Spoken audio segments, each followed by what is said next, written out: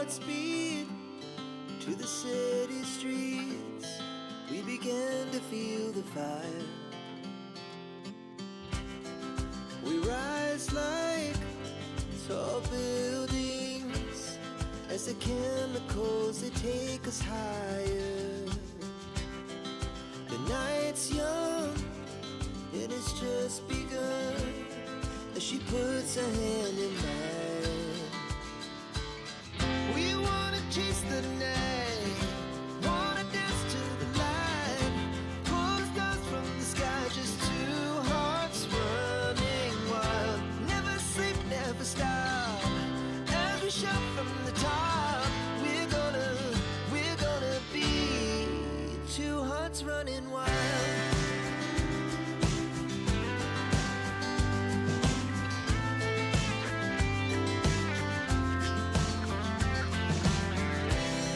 Now the morning is the afternoon.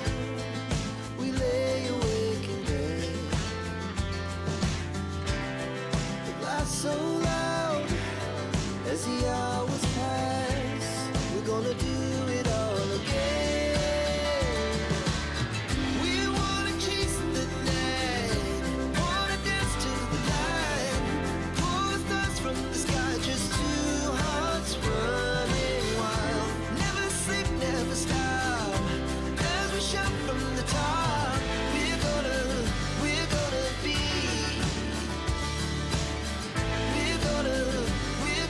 be two hearts running wild.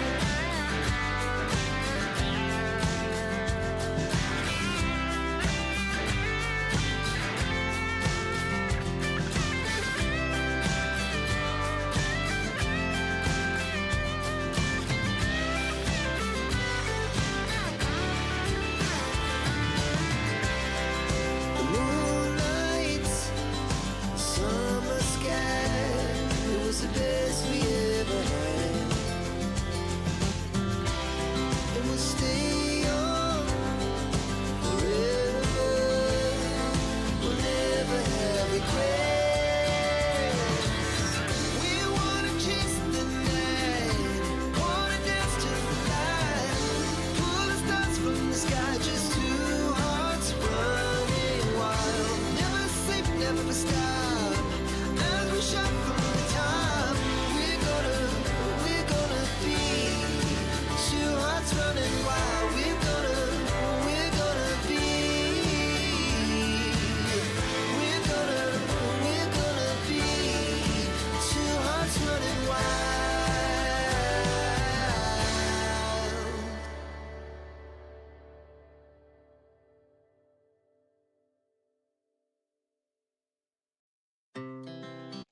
Hello.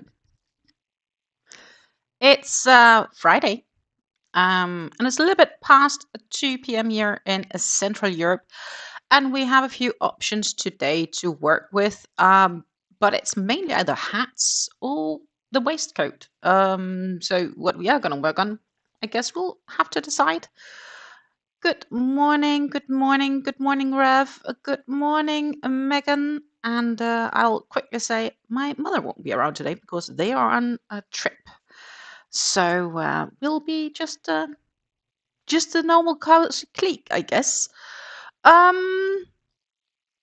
Rose says he'll be popping in and out in a moment, taking the dog to the groomers, but we'll be back shortly. Okay. Well, who wouldn't want a nice little visit to the hairdresser? Tea is here today. It is my Mediterranean. No, it's not. Wait, it's raspberry tea. I am debating if tea was a good idea though, because it is getting rather warm here again. I know it's not that bad yet, but this afternoon it really comes. So let's see what it does. Ooh, yeah, she gets those manicure and pedicure in here. Yeah, lovely. So here it's 8 degrees Fahrenheit, so about 27 degrees Celsius. Wind is blowing from east-northeast at 9 miles per hour, and the humidity is 47. It is gorgeous sunshine outside. Even though it says mostly cloudy, I will kind of disagree. It is actually sunny. So we have the waistcoat that I haven't done anything on since Wednesday.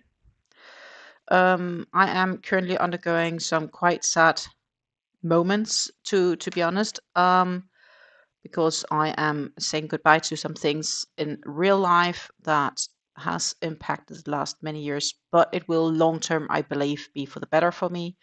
Hopefully, it will give a few less stress moments, but it does right now cause me to be sad. So if I have my thinking moments, I do very much apologize for it. It is a little bit depressive, but I know it will be better. So please don't worry about me. I just want to warn you that I may have my moments today. Yeah.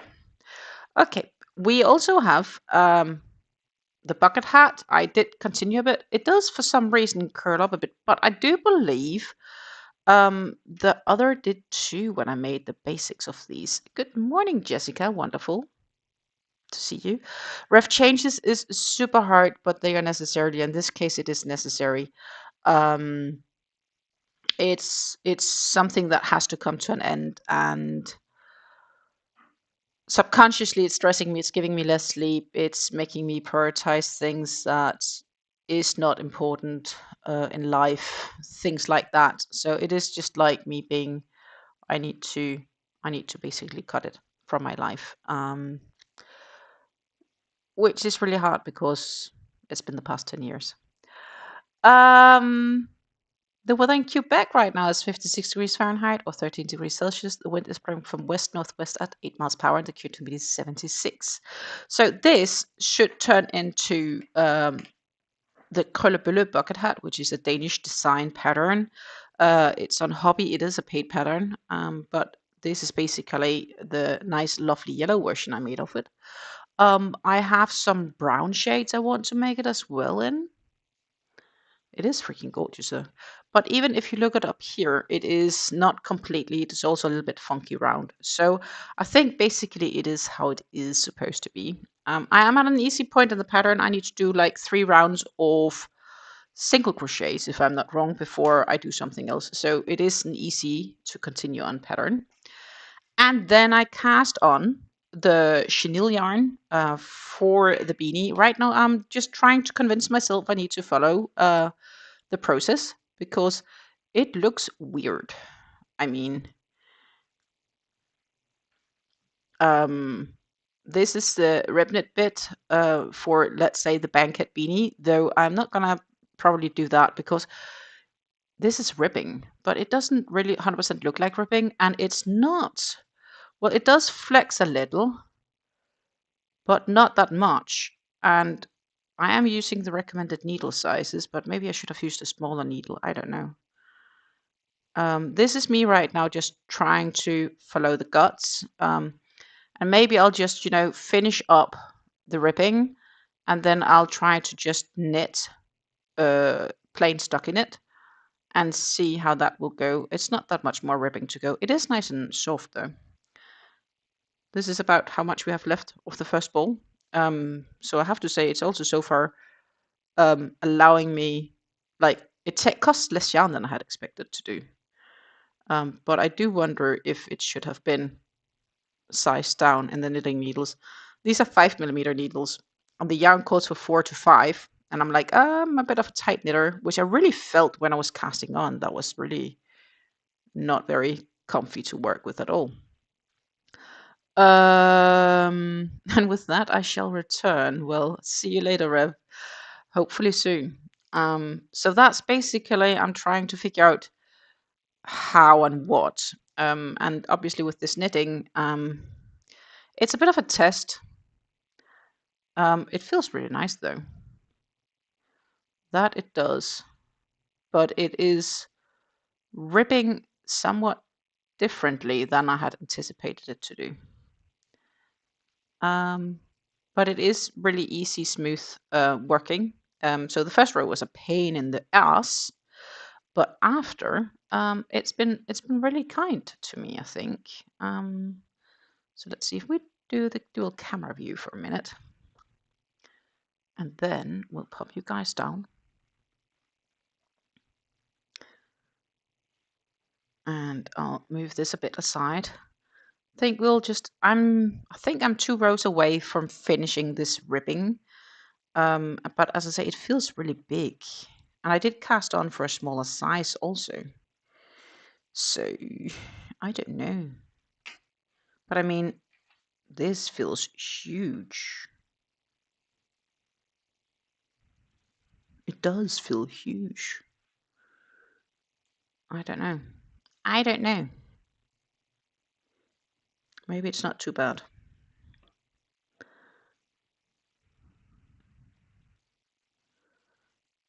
But right now it feels quite big. So we are gonna trust the progress, and I think that is basically what we'll do. I cast on 80 stitches, so that should be like a medium size, but it does feel like it's turning out bigger. Maybe I should have cast on less.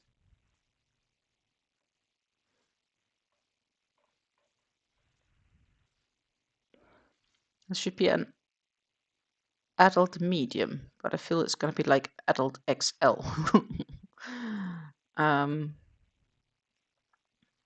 But might not be too bad. I mean, I'm trying to trust the process in this. And then we'll make our experiences and we'll change plans for if we'll repeat this another time. But I have to say, I'm really happy with the softness of working in this chenille. And normally, so basically I've been following the bankhead beanie pattern, but I'm not sure if it makes sense to do on the top bit, because this, you don't see the, oh, what is it called? You don't see the pattern in the same way. You don't see the small intricacies in this yarn. So maybe I should not think about it and just do straight stocking knit. That is my current thinking. Happy to get input. And then of course we still have the opportunity to work on the other projects, which I think I'll end up doing.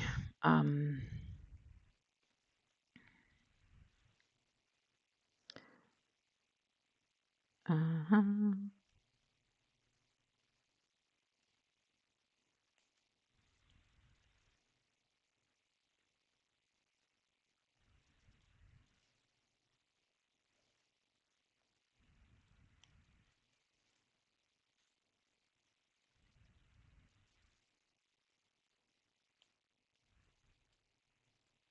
Oh,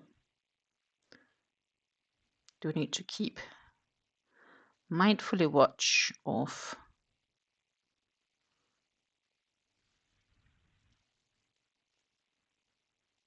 the stitches.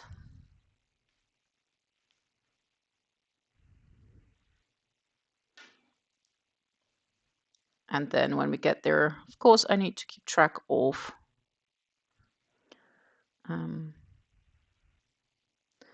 the height. But as I say, we are gonna do this and probably one more row. Oop.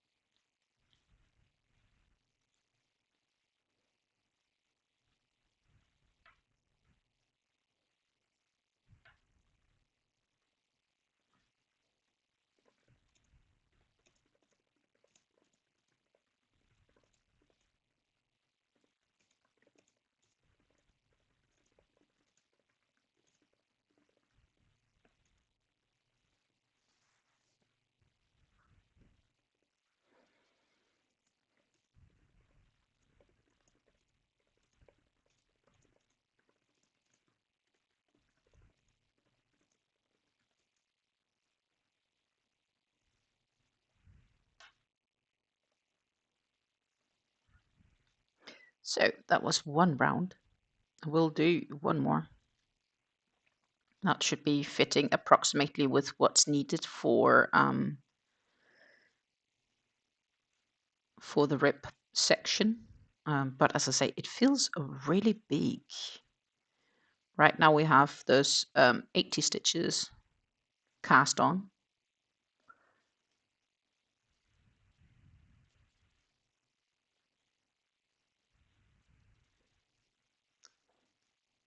And it does knit smoothly, so that is at least the plus on this side. It is a quite smooth knitting yarn. And yeah, it is so soft.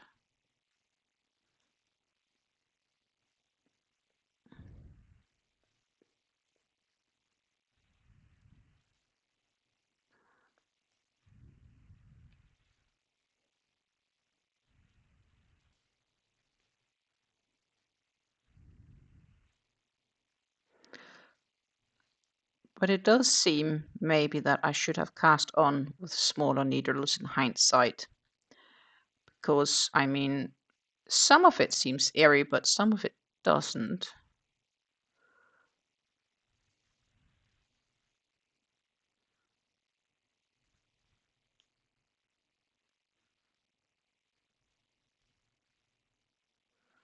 But I'm not really sure this is a yarn I would really want to frock either. That will get a bit fussy, I fear.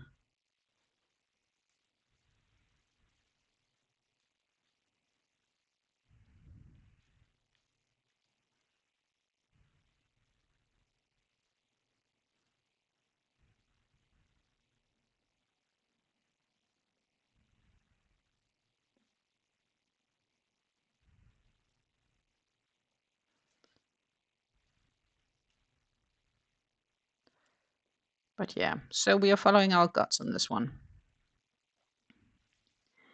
Ain't really more than we can do.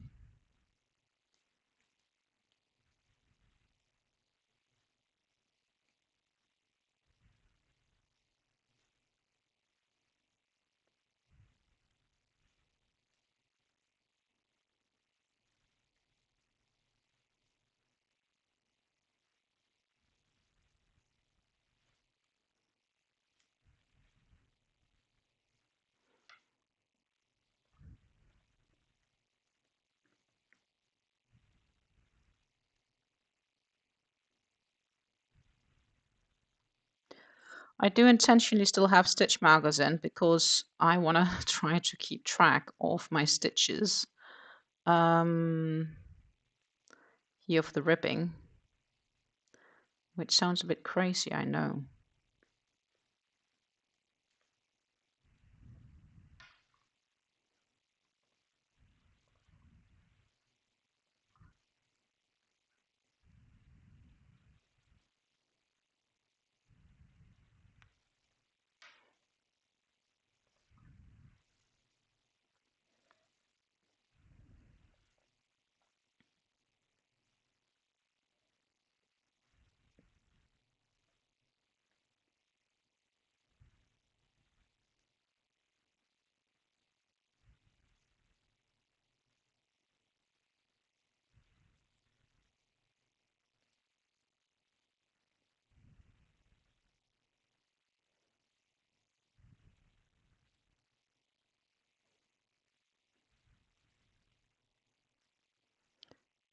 Then we will measure when we get there.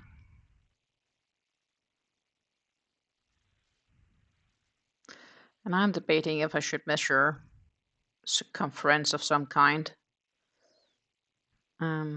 If even possible, because honestly, it just doesn't feel that this has lots of stretch.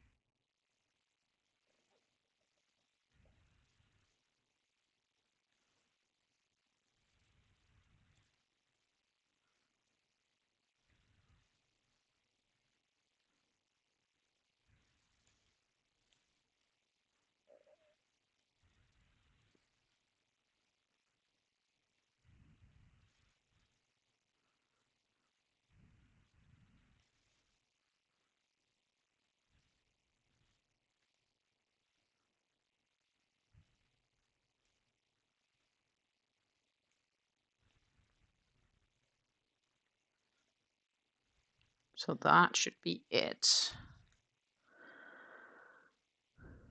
So yeah, let's measure. We should have 3 inches of ribbing, but as I say, it feels big.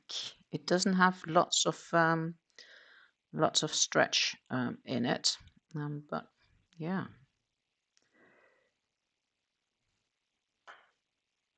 It is exactly 3 inches, so that is awesome. But I mean, maybe it's not going to be too bad. Maybe it's not going to be too bad. Let's see. What if we do this? It's a bit of a darker view. I do apologize. But I was thinking to somehow see how that could work.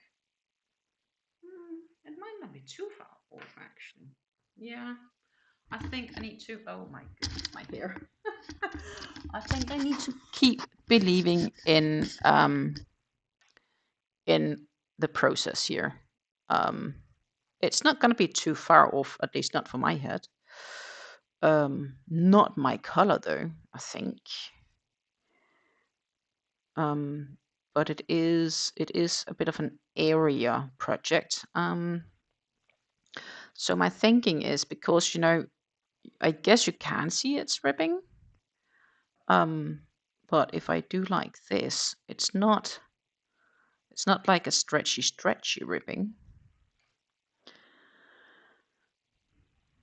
Absolutely not in the same way. So I wonder that I am just gonna do a full round of regular knitting. So no purling, just regular knitting. And then normally for the bankhead beanie, you then would do like 4 knit 1 purl, 4 knit 1 purl, all the way around. And then the following row only knit stitches. But as I say, you can't really see a huge difference on the bottom part, so I'm not really sure if that detail is even worth bringing on.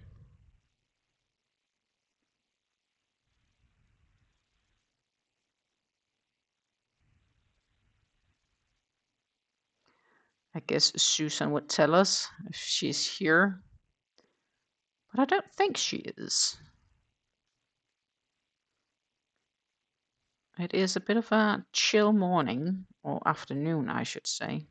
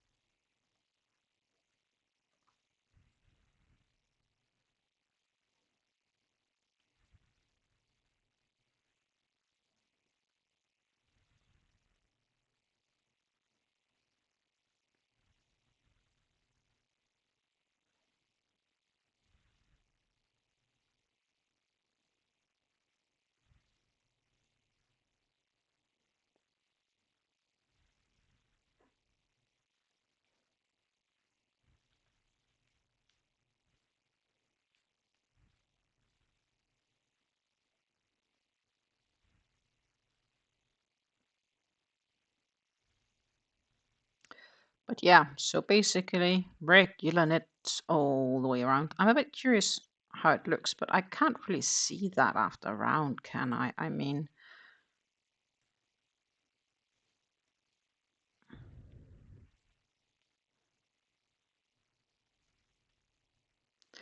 believe in the process, young lady. Believe in the process.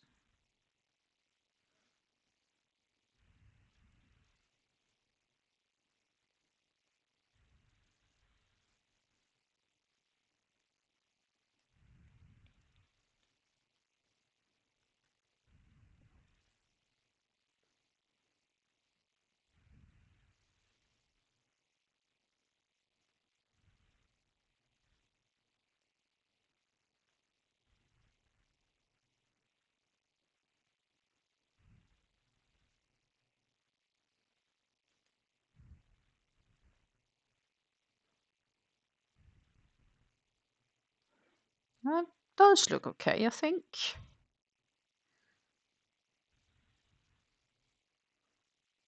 Let's just do another 10 stitches.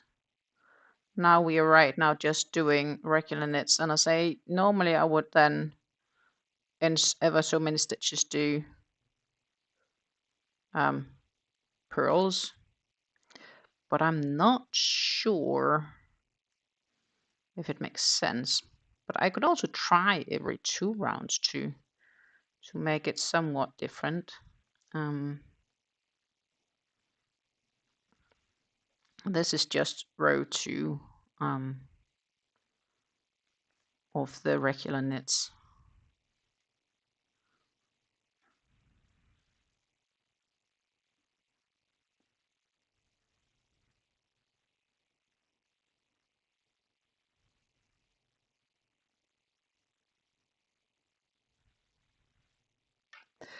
So what are people up to today?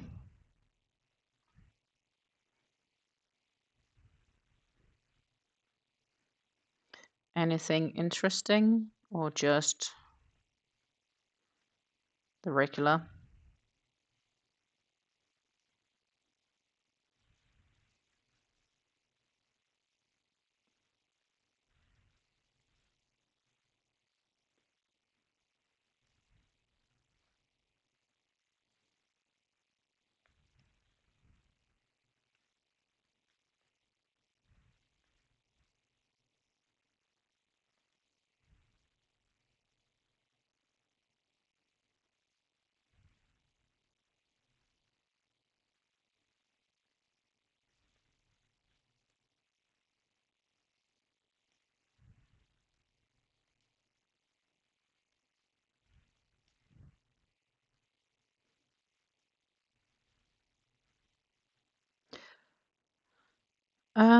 Yeah, so what's up? Vacation is coming closer. It is definitely summer, yet no real plans. Well, of course, we are going to Denmark for 5 days, but outside of that, no real plans. Then I have travel, of course, again coming up in the end of August slash beginning of September that I've scheduled.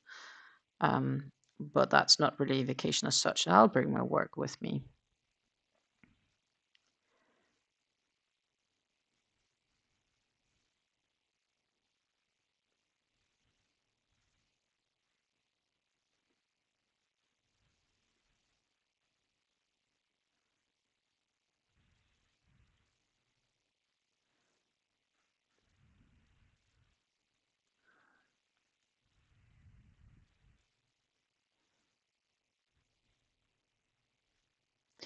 Oops.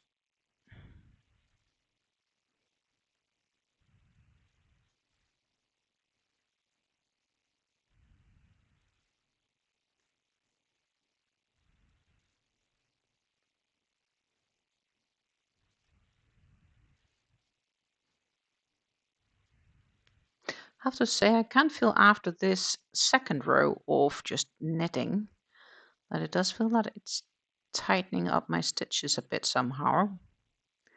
That does actually surprise me.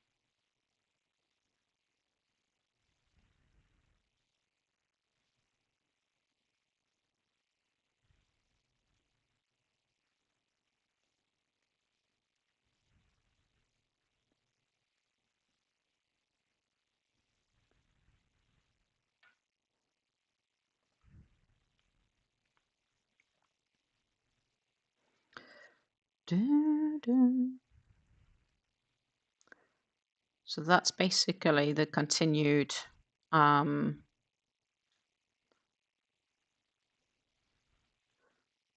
continuously rows of. But then the real question is, does it make sense to do one row of one and the other row of the other?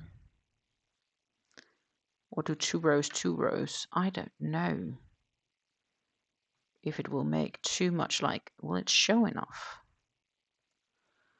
So normally, so we did the ripping, and I did the ripping regular. I didn't turn them because I was like, burlocks can't be bothered. Now afterwards, actually, I'm supposed to have done the knit 4 purl 1 repeat and then 1 row of knit all, but I've done 2 rows of knit all. I'm wondering if I should actually try to do the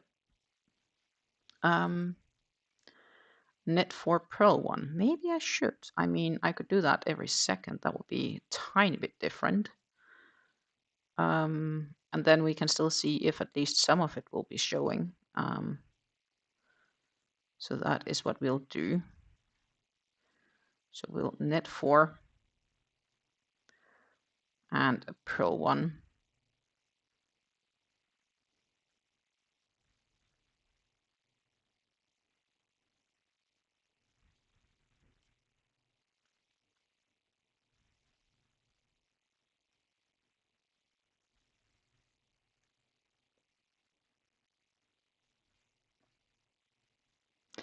Bottom line with this yarn, everything is quite a bit of, it is much of a tryout as well as getting a feeling if it's even a viable option.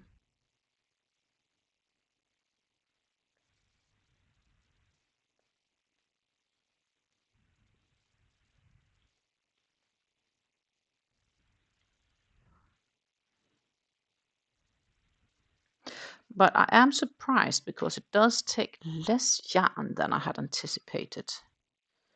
It does take less. So far, at least. 4.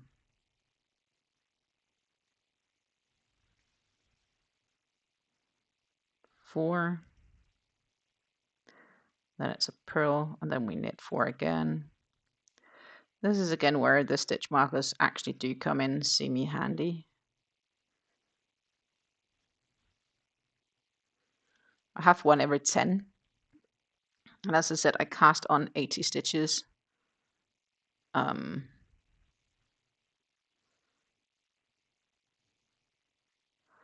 So obviously assuming that I placed them correct every 10, which I do believe I did, then it is easy to count and remember where to place the stitches. So that's actually a good thing if it does turn out that it's a challenge.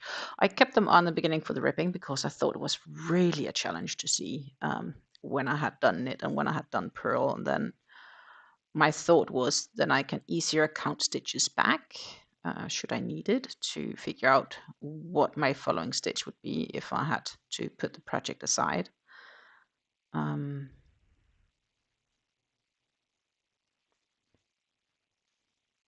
So sometimes one needs to think a little bit ahead.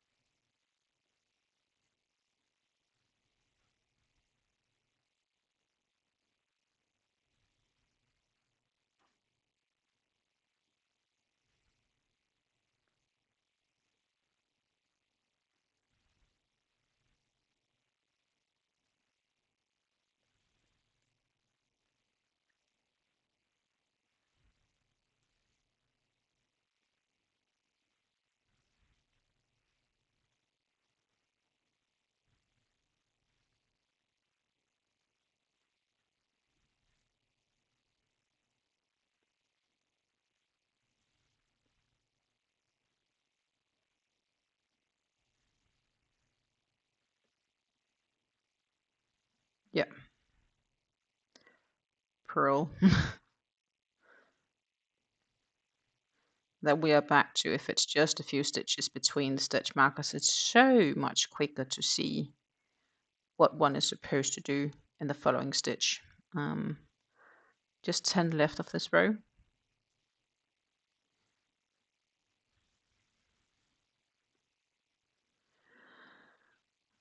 Some may wonder my knitting style, and I believe it's called the continental style. I hold the yarn as I would hold it if I were crocheting. I think it's much easier than the casting over method, which is, I think, the English method, maybe. I much more prefer this method of where I can hold the yarn as if it was crocheting. So now we should then do 2 rows of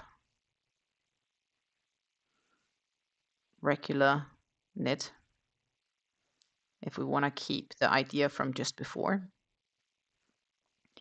So I think what we are going to do is I'm going to knit those 2 rows, and then we are going to look at a different project. But we're just going to look at how they look, if it looks good.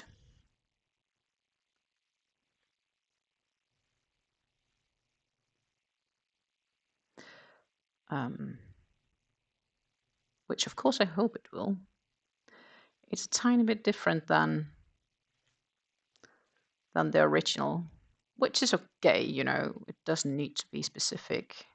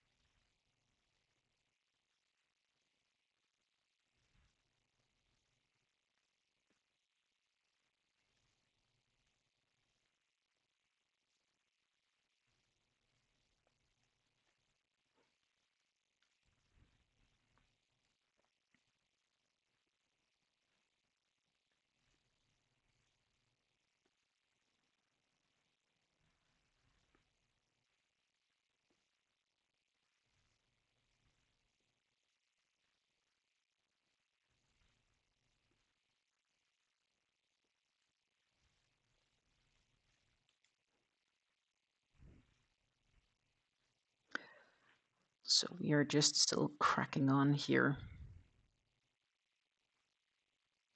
It might be more visible than I thought it would be. But as I said, we'll do 1 more row of knit. We'll have a look at it, and then we will decide. I'm still wondering if I should have had smaller needles, like if that would have showed better for the actual ripping. Because right now it doesn't feel that the actual ripping pops out that nicely.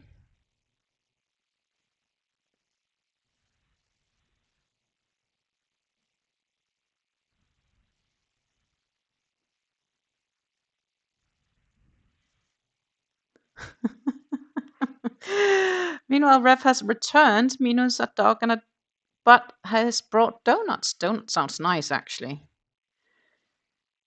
It genuinely does.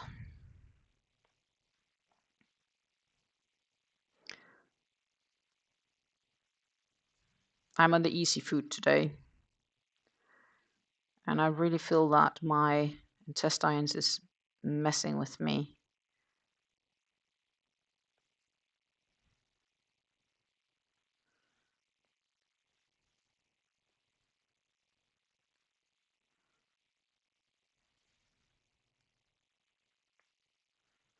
Yeah, it doesn't show details. It's probably just the yarn. So I'm doing 1 more row because that would be like, I tried to incorporate in the previous row like, so I do 2 regular knit rows and one where they once in a while purls for the little bit of the inspiration from the Bankhead beanie kind of concept. And we're gonna see if that shows or not. I think it probably won't show that much. So it's probably gonna be irrelevant to keep doing it. But now I've kind of started, so I'm doing 2 knit rows, and then I'm doing the third row is gonna be 4 knit, 1 purl.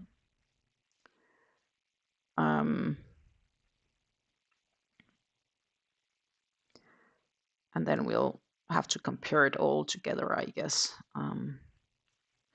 As I say, I can feel now when I'm only knitting that the fabric seems subconsciously a bit denser because the stitches are slightly bit more tighter, which is interesting because I mean, I haven't changed tension as such, but maybe the yarn causes me to have a looser tension than I anticipate I would have.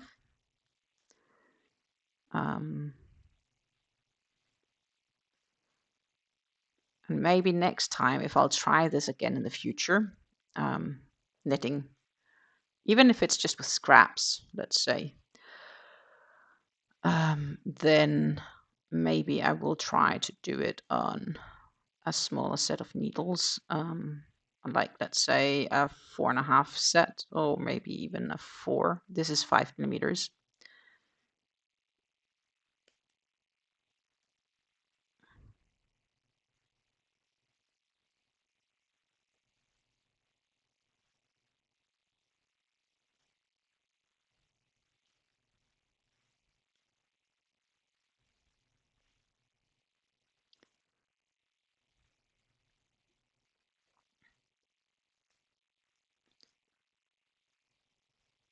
So it is a somewhat thinner chenille yarn.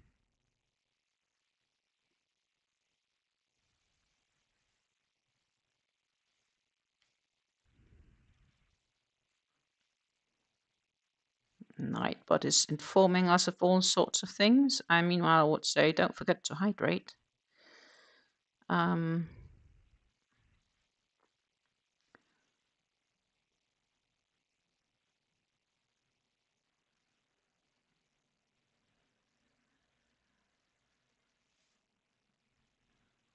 A big truck passed by. Don't know what it does. You're in the middle of a villa area, like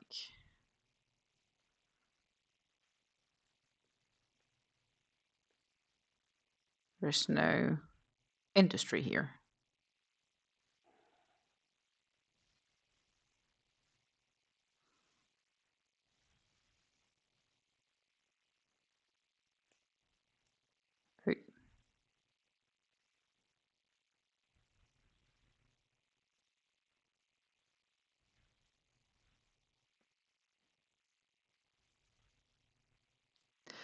Okay, so we are almost 5 rows away from the ribbing.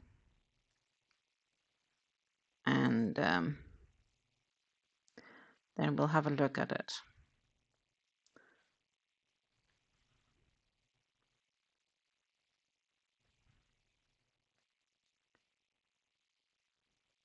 Like that.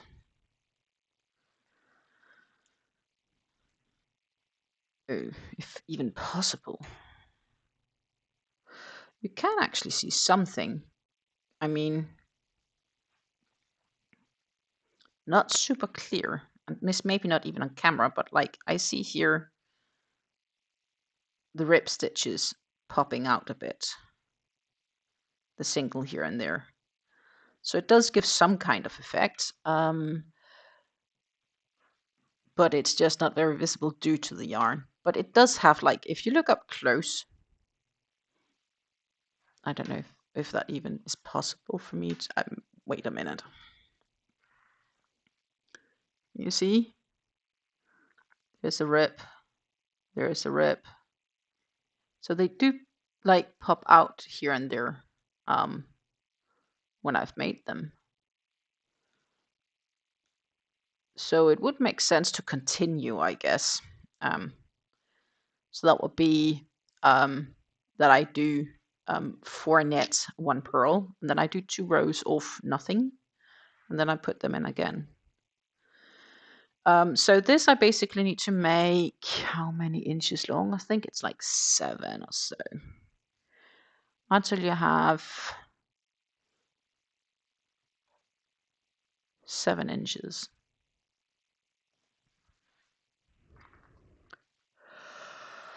But that's gonna be for a while. I think I'm not even at 4. I'm at like 3 3/4. But okay, we'll continue with that. Looking at the yarn, I will definitely need the next ball, but I don't think I will finish it, which I do think is somewhat interesting, taking in hindsight.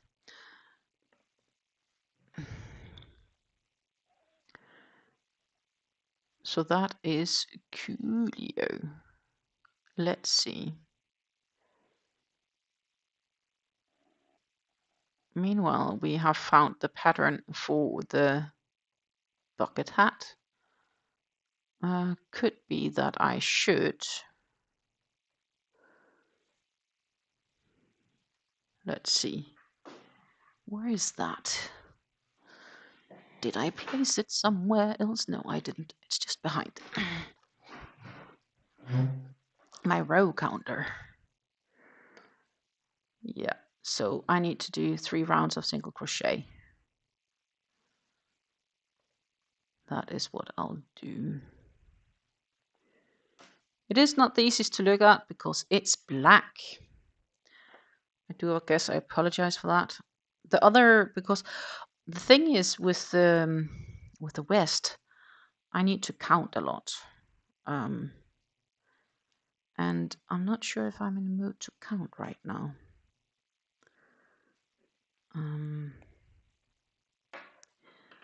Not completely sure.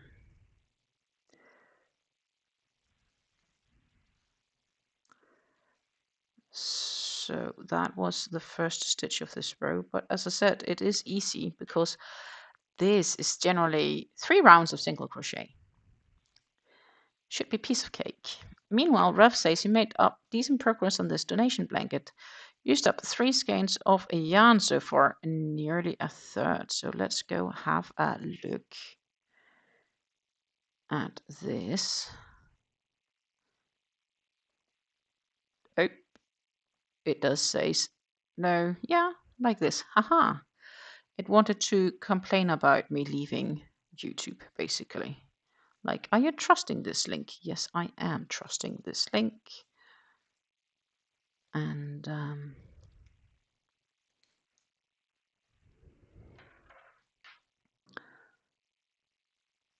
that's nice.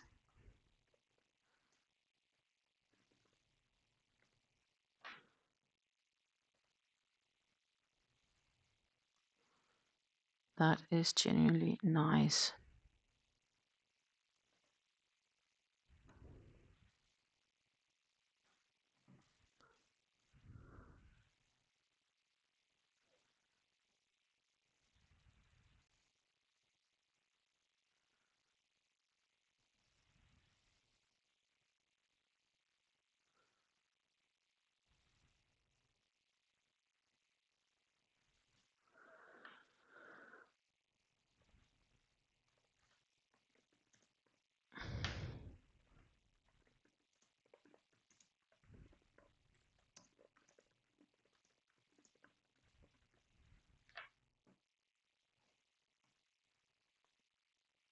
They are definitely fun colors, aren't they?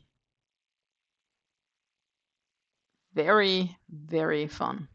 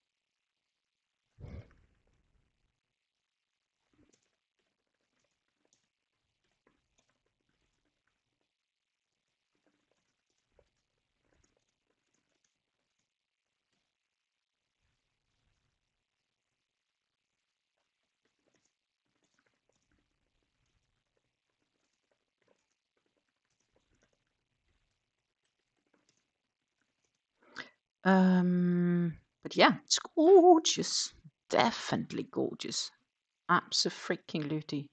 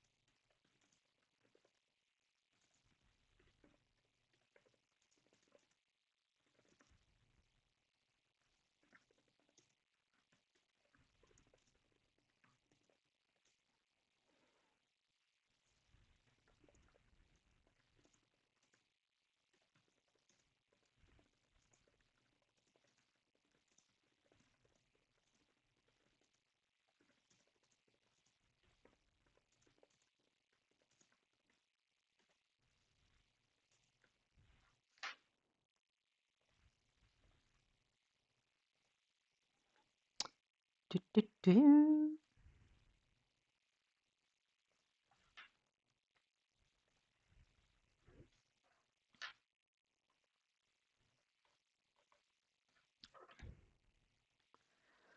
Just sticking to the two tones. The rest of the blanket will be pink and black. Yeah, don't forget to change the screen back. Yeah, I realized. It's like, But yeah, so this is black, and this is not the most fun color to work in. Also not for you guys. And being single crochets, it's a little bit more of a tight squeeze, I guess, in this cotton yarn.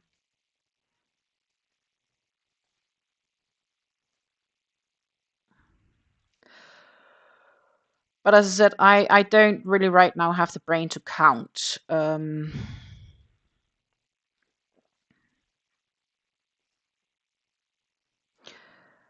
Because I guess the reality is that I feel I am undergoing somewhat of what you would consider being withdrawal syndromes if you have had an addiction. And I know it's for the better, so really it shouldn't be that difficult. Good morning, Lisa. Yes, please don't forget to give the thumbs up.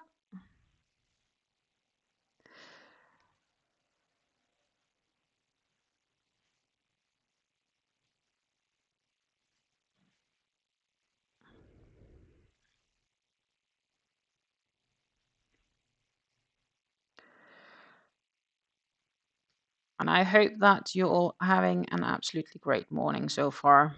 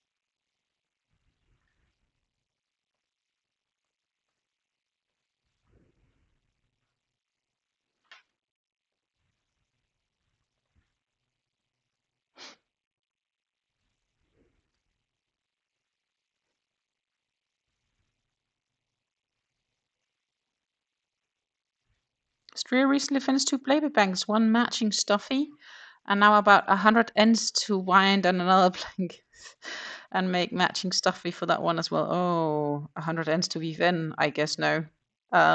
If that sense, I do really feel for you. I think we have all gotten to appreciate weaving in ends over time rather than all in one go. And happy birthday, indeed. A happy, happy birthday to you. I hope you're having a great morning so far. And I understand that there are plans at Mom's place.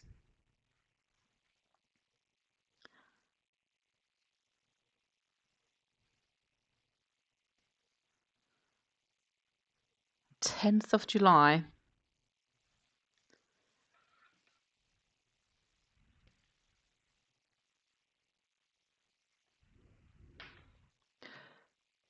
I am, though, surprised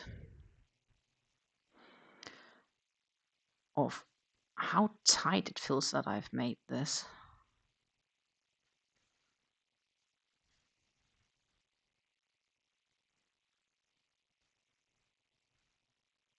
Oh, I know why. Oh my goodness gracious. I'm using the wrong crochet hook. You gotta be kidding me.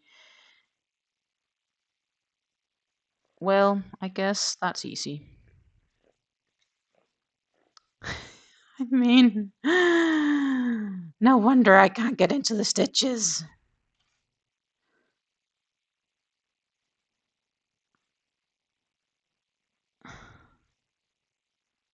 Let's try with a size smaller. So that feels easier. Okay, I just been there with the other hook and enlarged all of it. But I mean, no wonder it felt like more challenging. I was trying to squeeze my 5mm into these small gaps. So here we go again.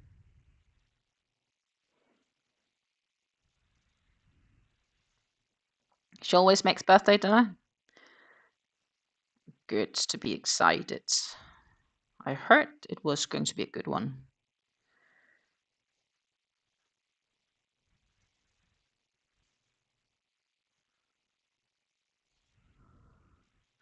Lisa finished a pair of socks last night. Sweet.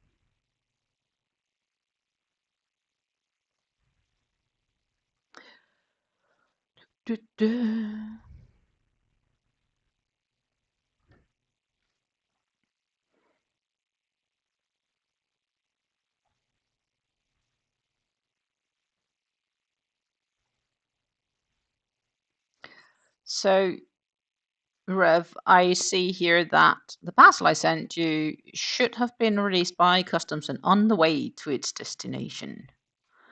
So, hopefully that means that you should have it soon.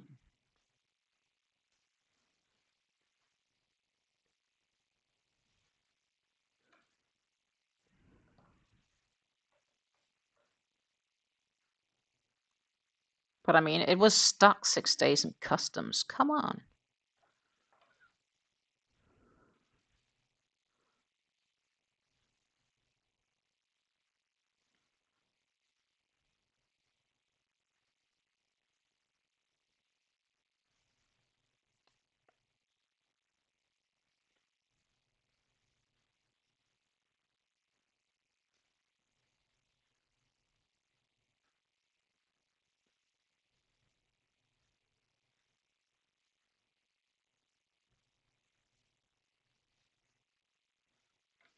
Clearly, they do not know.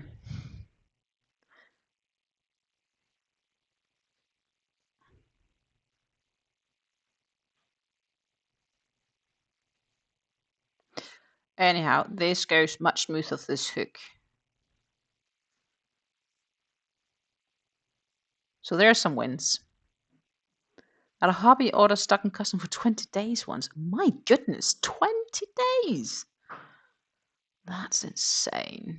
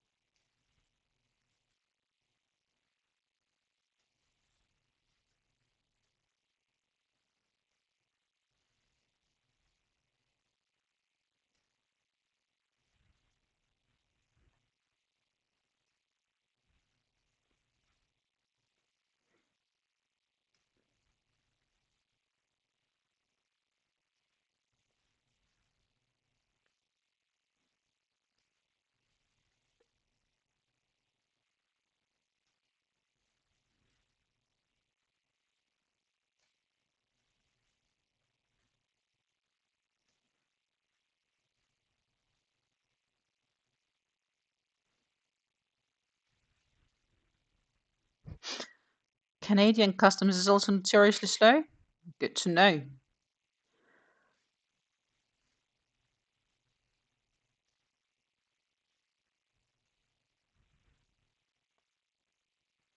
That's crazy, actually. How slow customs can be. I think they do somewhat quicker in the Netherlands. I once had an order from Ice Yarns that I was charged customs on, so import tax and everything. And I told them I didn't want to pay it because Ice claims that they handle that for you. So I also mailed Ice support to say like, hey, you guys need to provide me some sort of proof that you guys paid for my customs, and you know, you can deal with FedEx about it.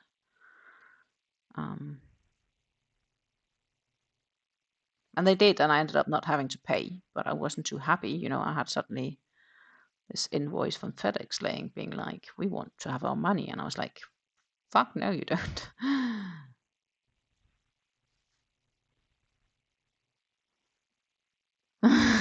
I can only assume they were checking the yarn for communist political leanings. Oh, yeah, maybe. Maybe I put something in I didn't declare. Could also be, right? I mean,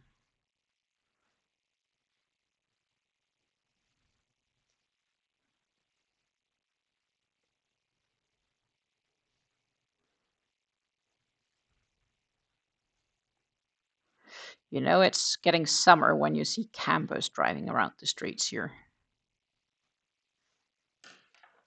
That was one row. Puts us in 13. But we do need another 2. And it is, well, it's black. I'm sorry. Lisa, I started the beanie of the chenille yarn. If you want to see, we did knit a bit on it just before you came on. It feels weird because bottom bit is supposed to be ripping, but it doesn't feel like it rips a lot. But then when we do get up here, and it's more like just regular knit, and then every third row I do 4 knit, 1 purl to kind of give it a bit of a different look. But I mean, it's not like extremely stretchy.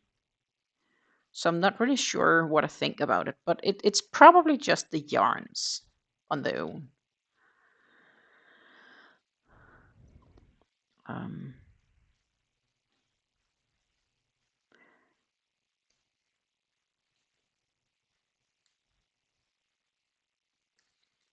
but yeah, I'll just keep on that. We'll see how it goes. I'm trying to follow the process and believe in the end result. What if I had done a half twisted rib? I don't know, maybe. I do believe it's sort of twisted, originally speaking. I mean, it is, they do knit through the back loop, purl,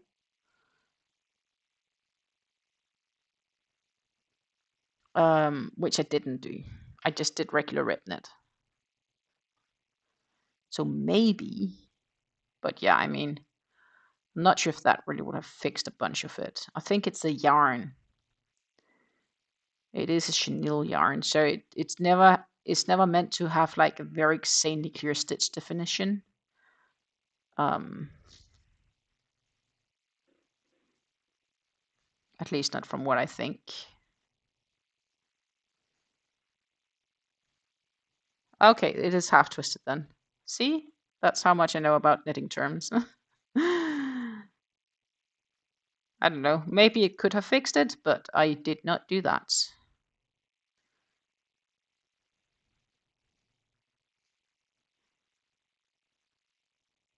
But maybe I should have.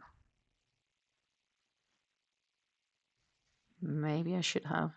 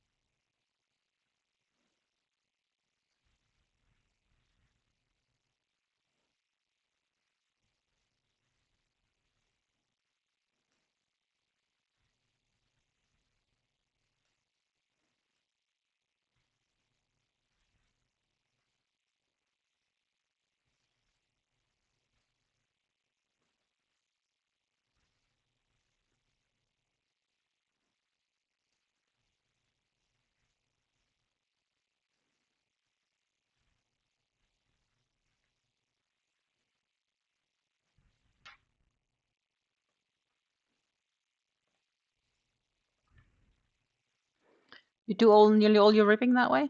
Okay.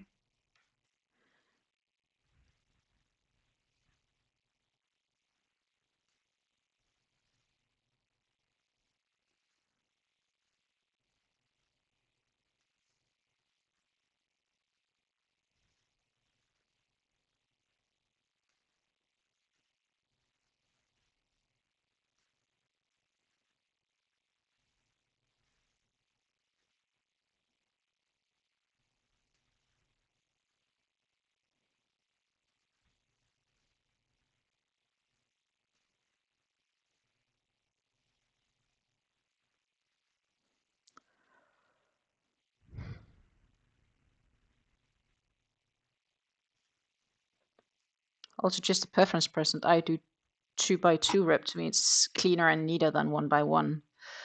Yeah, I think in this case I did the 1x1 because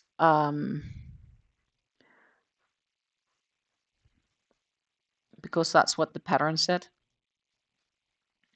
Technically, it doesn't really matter.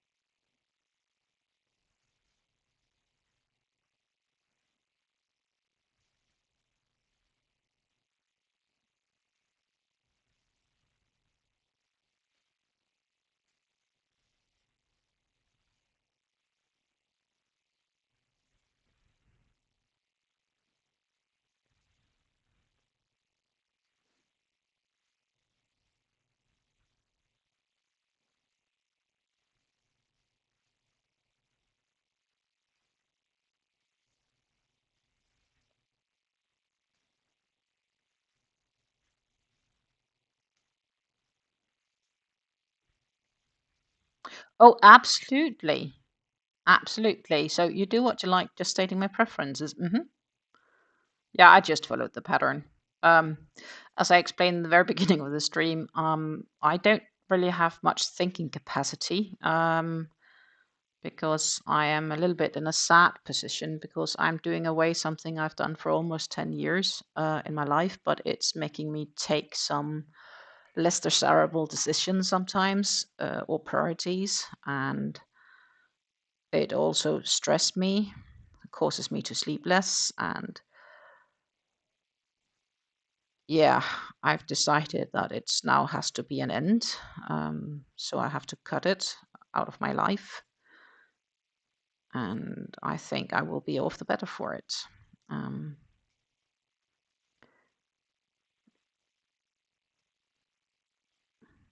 but it has been a sort of an addiction, so I do have a little bit of the withdrawal symptoms right now.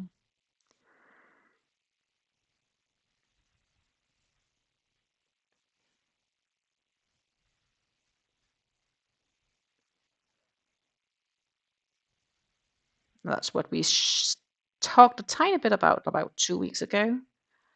And then a few things changed. So I was like, okay, I'll give it a chance. And then I'm like, more things changed. And I'm like, really, I kind of regret I didn't go through with it. And now I went through with it, I'm sort of regretting again that I've done it, which is totally freaking insane. So, yeah.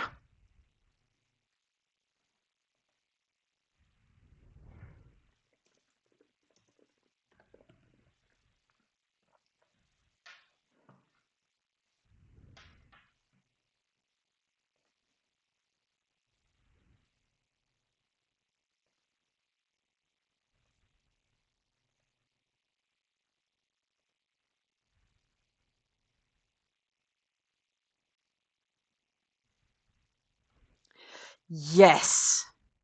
If it will feel you better in the long run, it will just be a short while that you will feel yucky. Rev says I must have missed that conversation. Well, yeah, it was a little bit in the beginning. It could have been it was just overlapping when you were away to bring the dog away. I really feel shit. To be honest, I feel pretty horrible. Um, but it's good. I think it will be good. It's just this, what you have seen and done and accomplished over the years, and I'm just choosing now to step away from it. Um,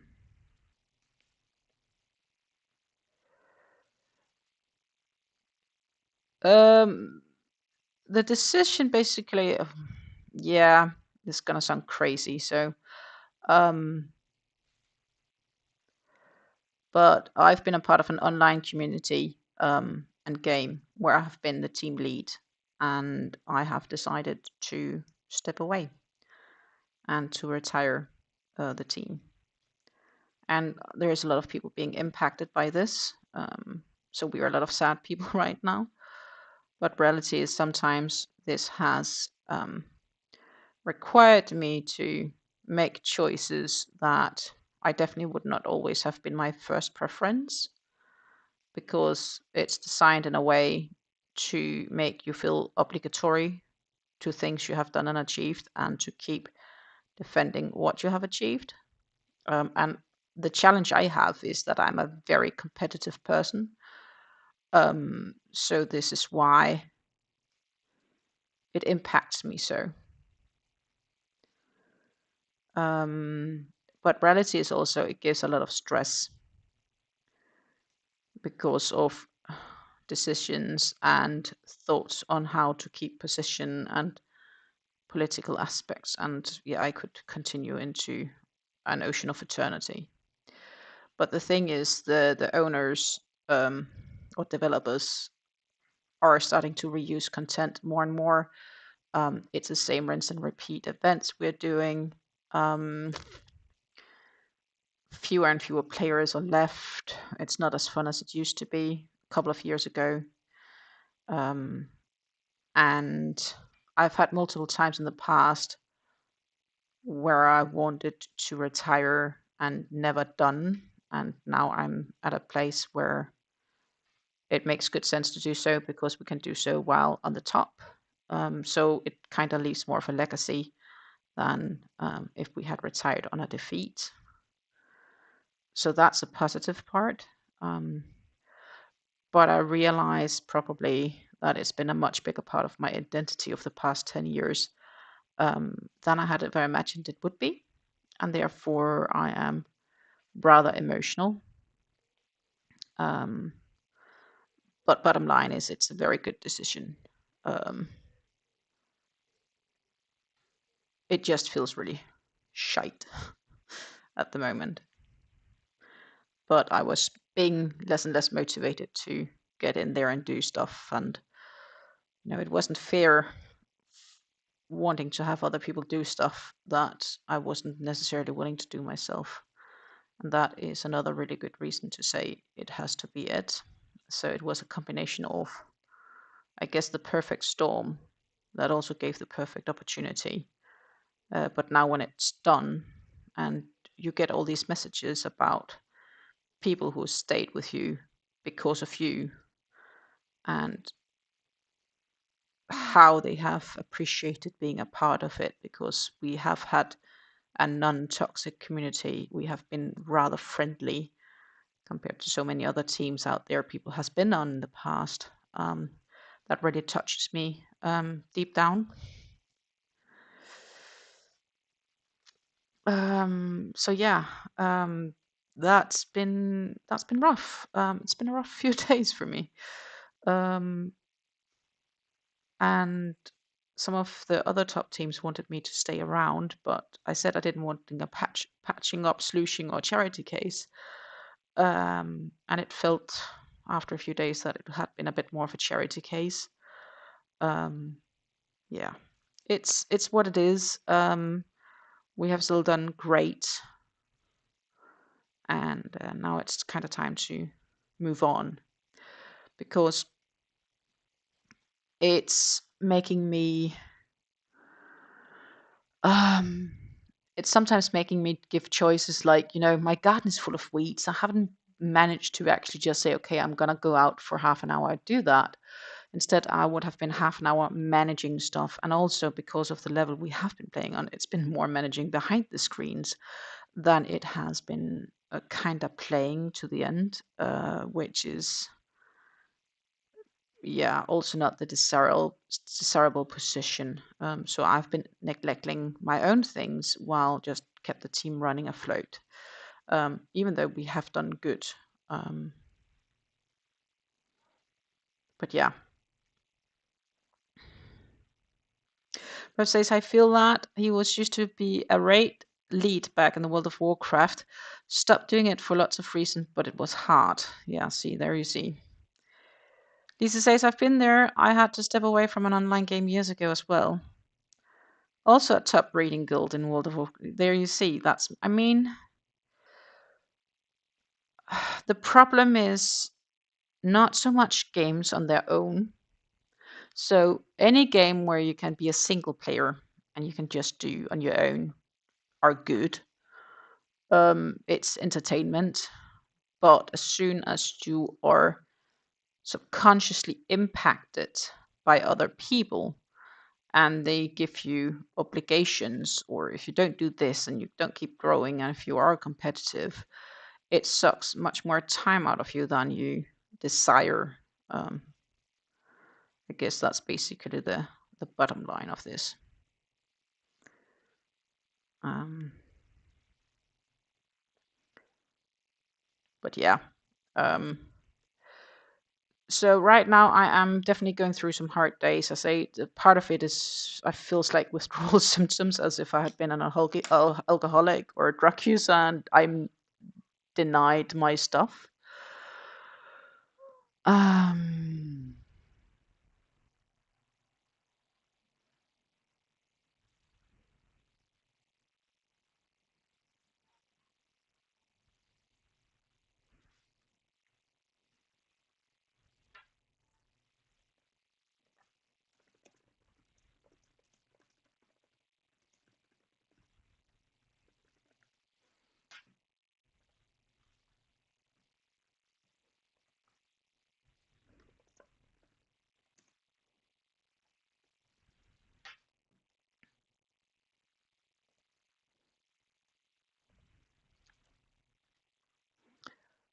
So what do we say? We did that. I need to finish that with a slip stitch, and then it says continue working around of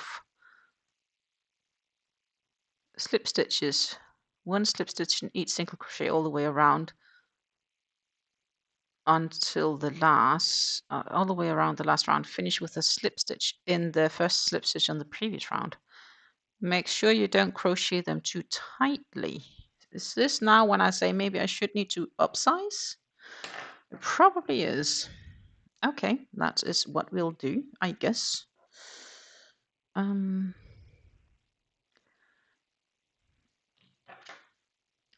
just upsized the hook because then hopefully my slip stitches won't be too tight. But we are gonna do a row of slip stitches. What I am working on for those that's joined later is a black gray version of this bucket hat.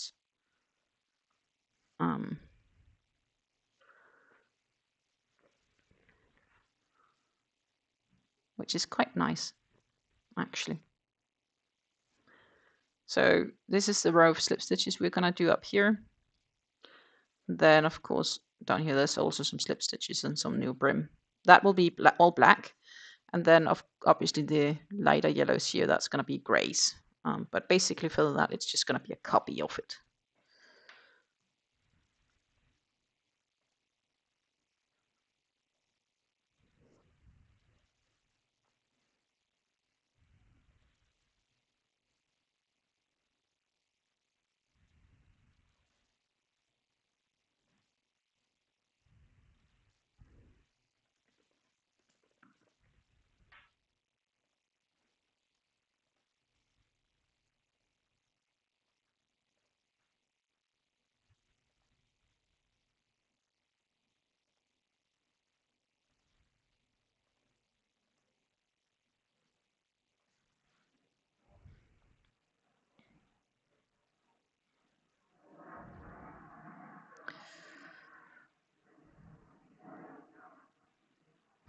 There is many days where I would spend 8 hours in the game to make enough money to fund the rating for both hubby and I because he was working 14-hour days back then. Oh my goodness. Yeah, there you see. But says there was a period where where if I was not working, I was playing World of Warcraft, was rating 6 nights a week. Jesus. Yeah, I guess it's similar, right? Because this is also it's a massive team thing, and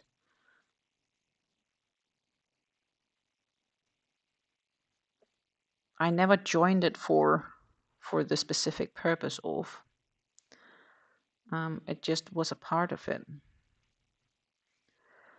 and I do sometimes have my regrets when I started on it because of how much it's sucked out of me.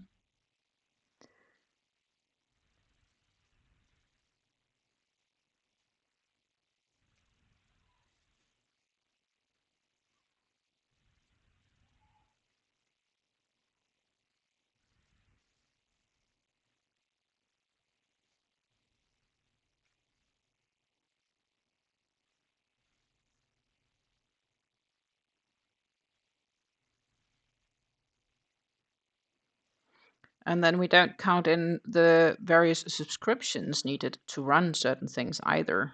I mean, and for many years I had the time because I started on this when about I had stopped with the nationality team. Because I had time, I had excess time, and I had an evening I was bored, and I just came across it in some ad in the App Store, and I was like, okay, I'll try it, and well, I guess I got more attached to it than I had expected.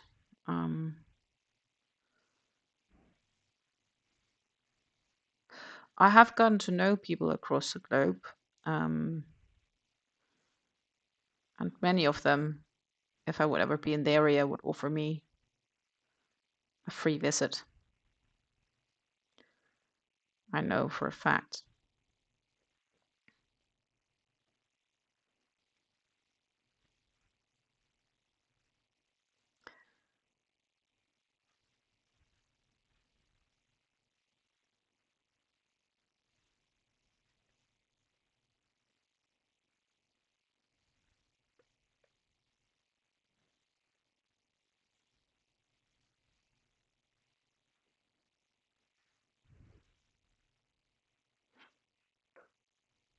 Multiple.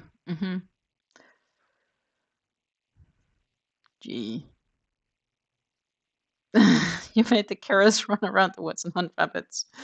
Well, I guess you needed food or something. But yeah, I guess it's just, I think we all at some stage has been playing. It just is important that we need to feel deep down what's important. And I've felt that this is costing too much of my time for the less and less pleasure it gives. And I wasn't alone. And there wasn't enough wanting to step up to help take some of the burden away. Um, Not compared to some of the other changes that was happening in game. It was not a viable solution.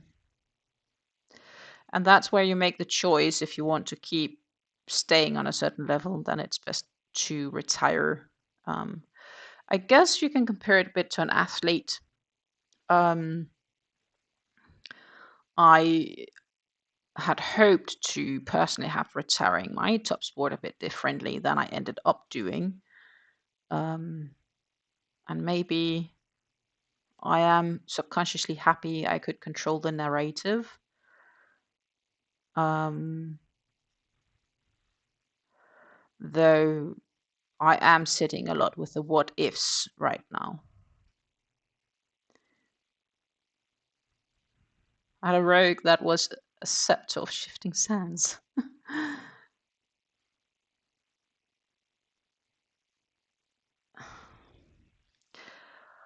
I've only heard lots of World of Warcraft. I've actually never played it. I used to many years ago. I played Diablo. Um, which you could also do quite a bit as a single player, in fact. Though sometimes multiple player was nice. Um, and that's the thing. I'm personally today much more under the impression that if you can play a game that you can just play for an hour or two like you feel like it, and you can put it away, and then you can reopen it again when you have an hour or two to play. um, it's lots better for us because that it makes us less inclined to make decisions or neglecting other things in life. Um, and that is what's been happening. Um, I see things that I haven't done because I made different choices. Um, it's just like fact that I know how to take care of myself, but I have neglected to do so. Um, I have decided again, as something I did succeed with a few years ago, to track my food, to keep track of what I consume. Um, because evidentially it's not fully working if I don't. And that doesn't mean it has to be perfect every day. But sometimes I'm also thinking the stress of the management of this team that I've been running is also causing me some less desirable health issues, because it does cause me to be more inactive. It does cause me to stay up later and sleep less. It causes basically lots of things. Um, okay, so what did I have to do? I did have to slip stitch into it. Finish with a slip stitch. In the slip stitch in the previous round, make sure you don't crochet too tightly. Okay.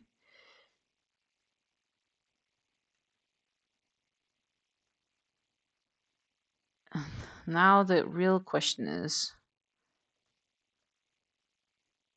what they want to do after. We'll have to see. Because this feels a little tiny bit funky, but sure.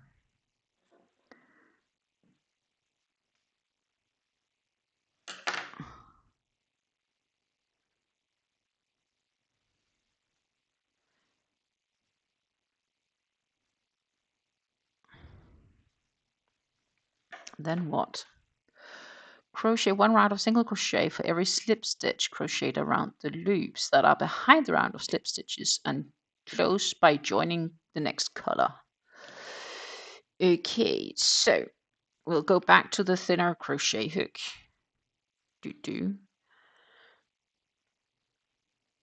And this is gonna be freaking fiddly.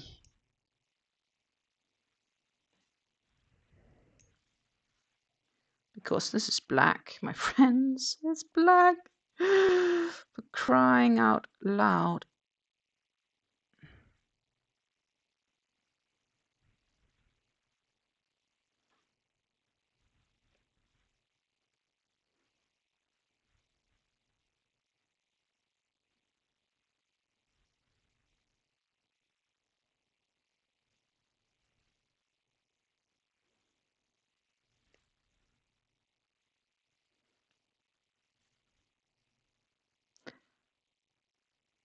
Okay.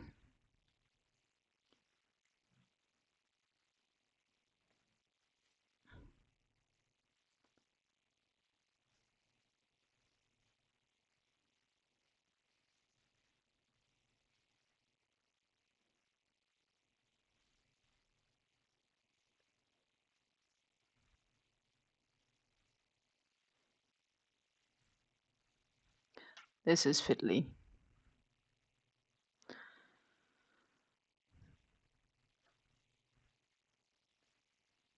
It was insanely long and difficult quest line. Ah, vanilla wasn't the item used up to open the Ankujari raids.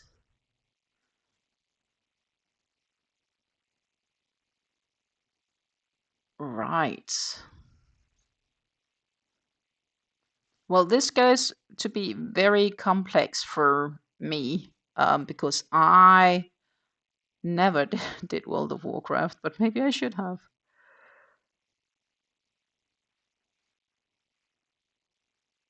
The only game I ever got into was League of Legends, but my friends all played together locally. We kind of fell out of it probably 5 or 6 years ago.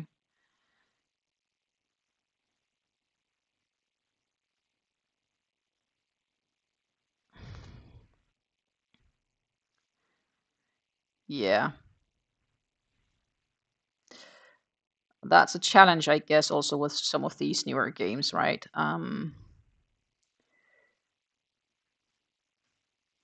I did have a game that I was playing at some stage, which I should see if I could find it again. Maybe that's something for me. That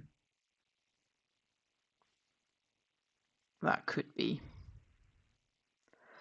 But it's also a little bit of a individual game on some aspects. What is it called again? I'd never installed it on my new computer.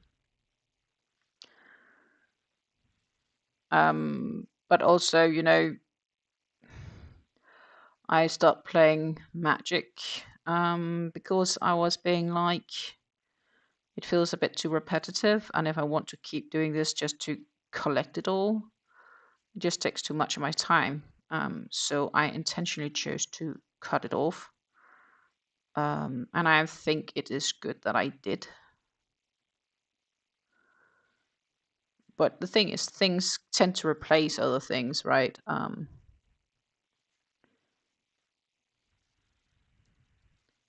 Maybe I'll have more time to crochet. Or at least one thing is for sure, I'll have more time to go to bed on time and actually sleep, hopefully. Because often you ended up doing political things. No! Apparently I do have a technical... Sorry if I broke shortly. Hope I'm back. please. Yeah.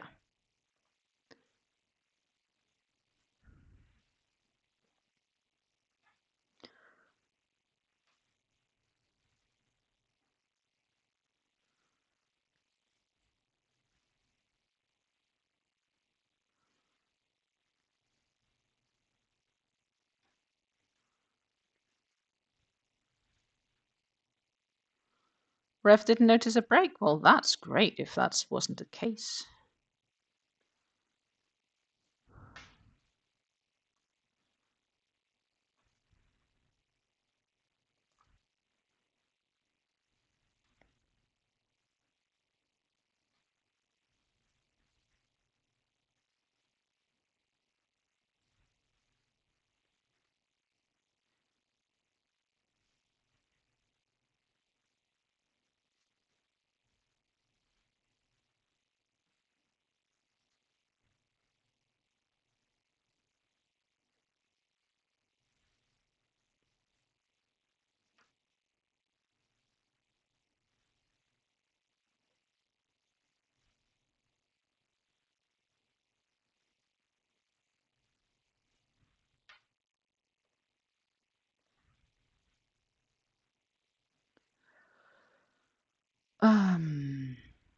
But yeah, so I do have all of these thoughts going through my mind, but I know it's going to be better for me. So I had a also once way long time ago some sort of game that also required you to spend an awful lot of hours in the game.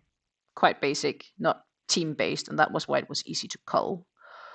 Um, but it required you to keep the game open for it to progress. I know, right?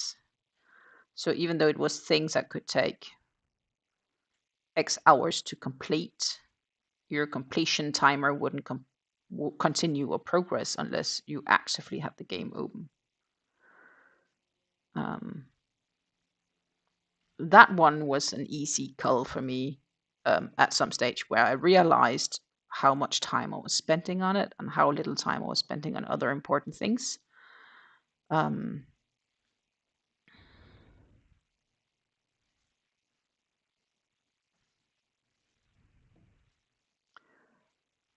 but I guess bottom line is that a lot of the things seems very easy and simple in the beginning, and when you get deeper into it, it drags you in and keeps you. Um,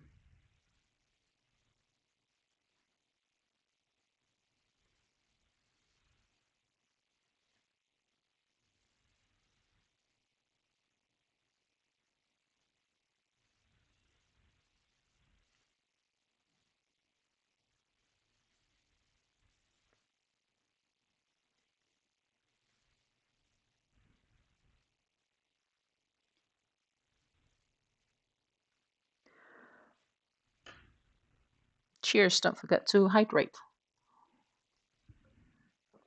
Meanwhile, that I have to admit, yesterday when I sent out the messages to people saying this was the end, and the reality is that the game is not making things better, only worse.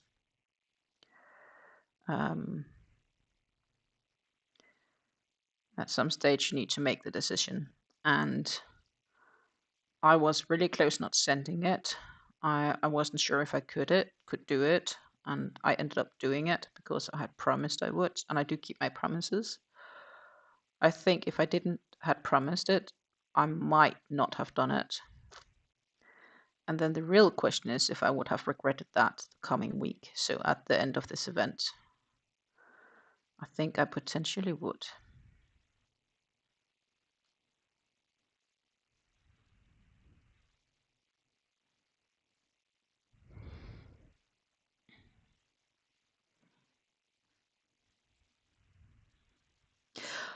Lisa says I used to co-host LAN tournaments in my town. We held them once a year and averaged about 200 to 250 people per event. Games aren't inherently bad, but they can become too much.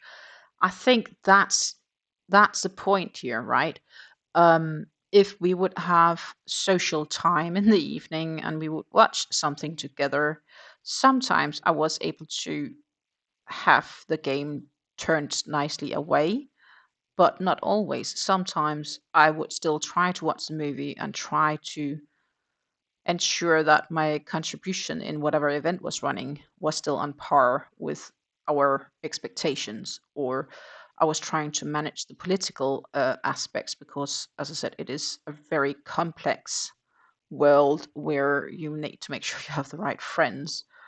Um, it's been it's been insane, to say the least. It really has been.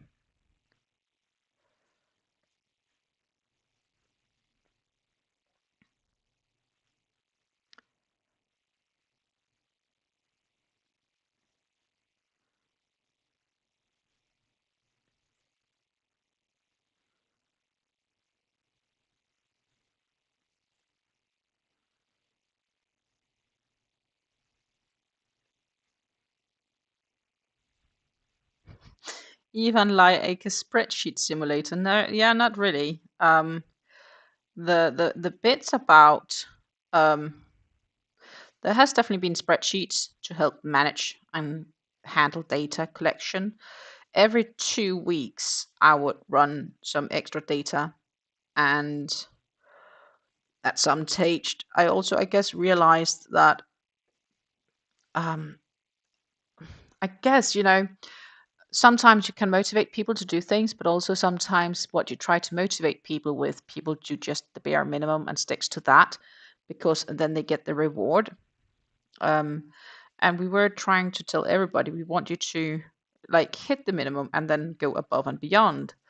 But at some stage, you do learn that not everybody views that the same way. Um, what I think I can say that I have learned from this is how people act under different circumstances. So I've learned a lot about people, humans, and our behavior in certain situations. And I've learned about myself too. So that's positive. So I did read that. Da-da-da. Crochet around the rush behind this little close eye by joining in color in the last single crochet of your last loop. How did I do this here? That's here. Ooh. Okay. I guess it's gonna be more fun now because we're gonna get some color on it. Except it's gonna be grey, but sort of gonna get color on it.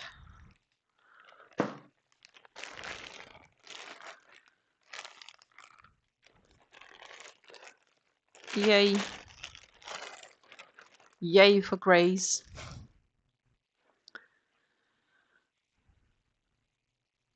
We'll start with the funky grey. So what I did do with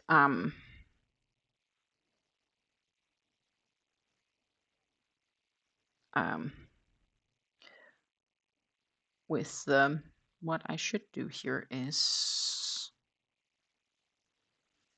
I should get this one in again. Then I need to take the grey, leave a bit of a tail, and I need to pull the grey through. Talahala. But we are gonna carry with us the black. And did I do that already? Well, that's a good thing about having this one. But I wanted to carry the colors because I did for this one.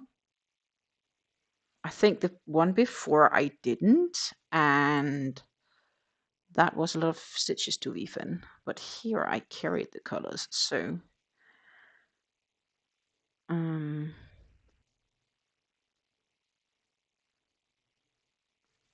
that's first gonna be the following. And then also I need to hook size down to a 4mm because as it gets floppy in the side, because I also did that with the yellow one.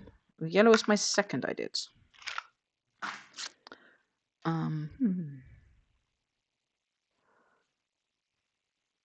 Here it originally says you need to do 3.5mm hook, but I can't meet gauge by any means with that. Continue by crocheting rounds of granny stitches. No, there are no chains made between the double crochet groups. So it's basically attach the yarn into a little bit smaller hook. Chain 3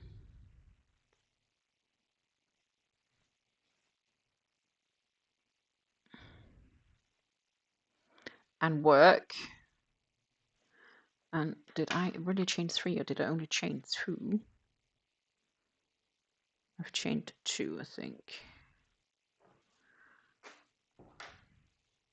Can't believe I would do 3. Yeah, well, I would, apparently. And then do where I see this is here. We need to do double crochets.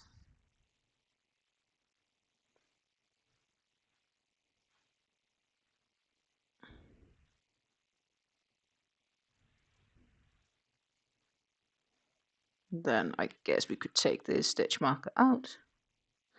But when I'm looking at this, it looks very funky. I cannot believe that I've chained 3. It does say chain 3, but doesn't feel right. Looking at how it looks, basically. What we can do is we can just cover these ends with my double crochet stitches to kind of keep them a little bit more in control. That is a good idea.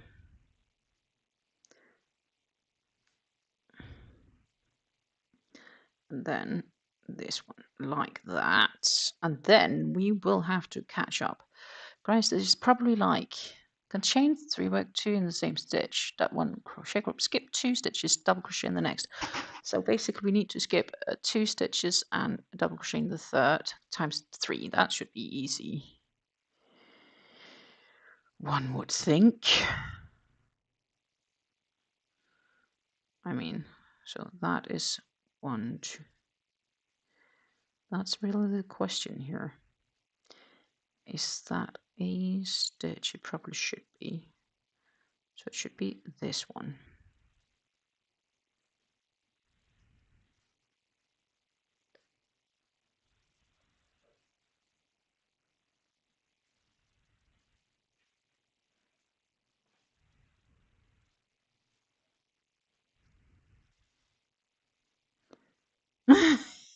Yeah, think of all the time you have to use up your stash now. Yeah, or to block my pieces, or to take photos and get them stocked on my store. I mean, the amount of availability I suddenly have gotten is fantastico.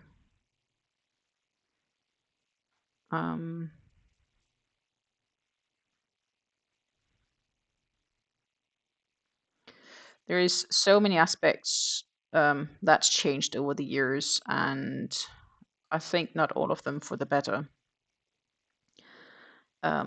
They have definitely actively caused changes that causes people to be more bound to the game, if that makes sense. Which is logic, you know. They need to make money on people wanting to be in the game. But I also think not necessarily all games are bad. Because at the same time, I'm kind of happy I've done it because I've learned so much about myself and about people management that I wouldn't have if I had not played it.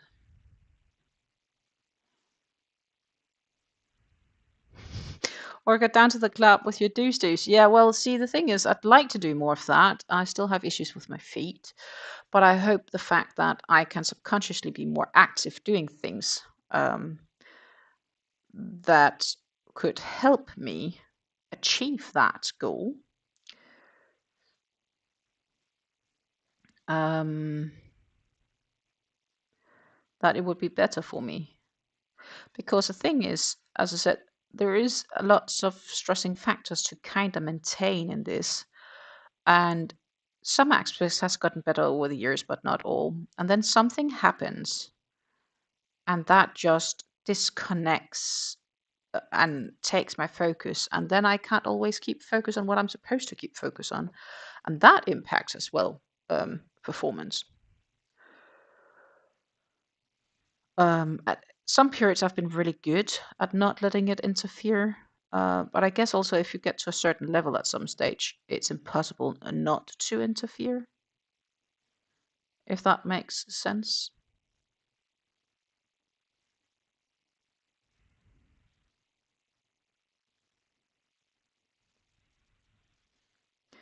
Anyhow, this hat will definitely use minimum one skein.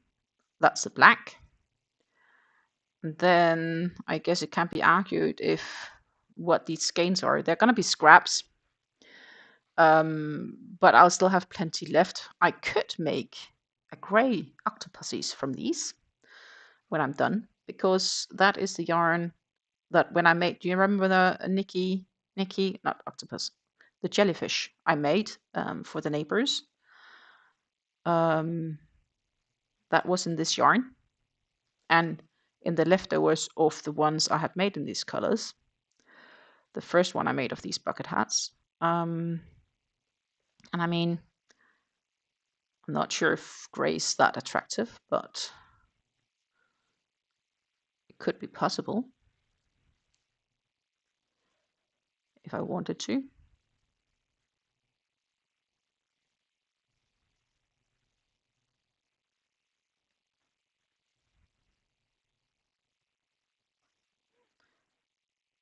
I also have quite a few other colors to work up there. We've gone through the chenille yarns. Definitely want to make jellyfish out of some of those too.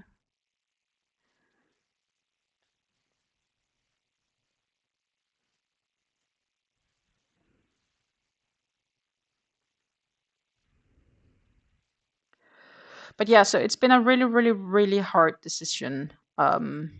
There is the game is really close to death, I feel. And maybe that's why it was an easier decision to make, even though it feels really hard now. Um, but there is like a one big last huge battle coming, and I don't feel like I need to be hours and hours and hours in a game where I also want to do other things, especially this summer. I hope to spend more time with my partner and my family doing things. And I also told him that I've made the decision. He's also playing some games and he's also cutting back on some of his. So I think that's good for us as a couple. Um,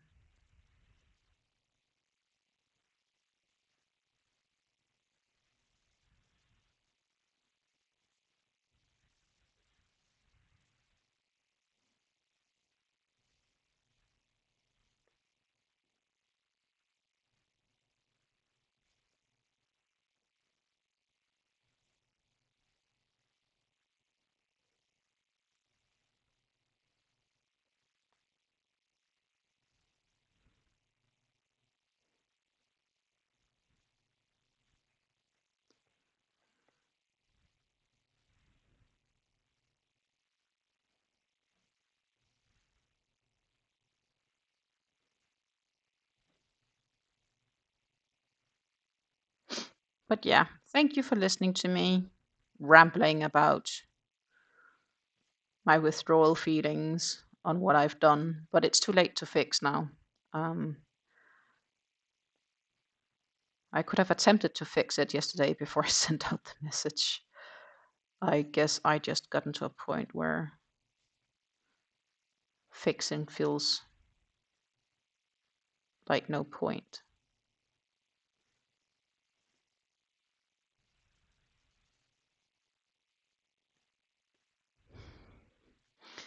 Lisa says, I don't think there's anything wrong with playing games as long as you are playing it and it doesn't play you. Yeah. I guess that's the thing. It felt like it was becoming a chore rather than like, you know, of course it's always been a time drain. And I did start on it because I had time available and I wanted not to, I wanted to be less bored. And why were I bored? Yeah, because back in 2016 I had stopped in the national team. I wasn't sure what I was doing onwards in life. I had mainly freelance jobs and they weren't big jobs. So I had days where I wouldn't have work at all, and then would have days where I did have work. But on the days I didn't have work, I was plain straightforward bored. Like you can only clean your house so many times, and cleaning your house is also a boring task. I wish instead of having taken up the game, sometimes that made us taking up crocheting. Um, though at the time, back then, I probably also wouldn't have been able to finance yarn that much. So maybe I would have only been able to so long until then I would have sold a few pieces until I would be able to buy again.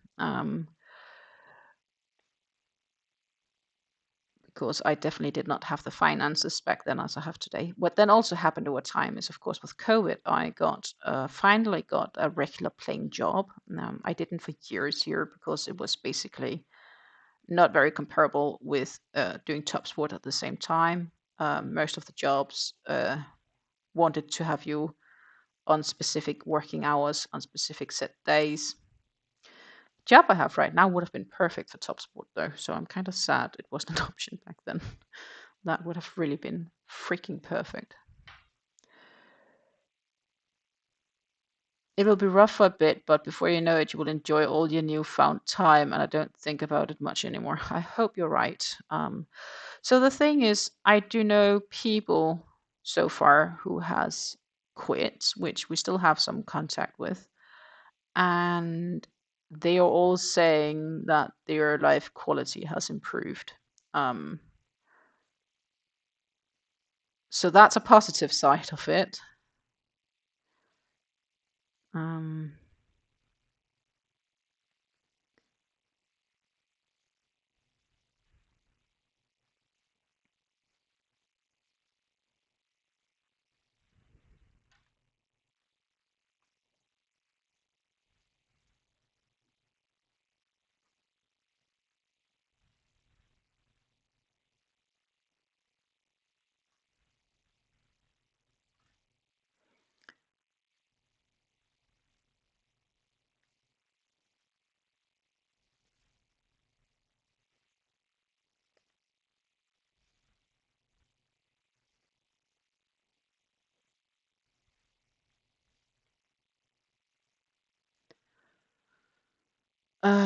yeah. Ooh, I'm really getting yarn fingers from this. Jesus, this is not good. My tension is way too rough on me. I should have known that, but of course I do know that. Um, Usually it's less when I do double crochet, but I think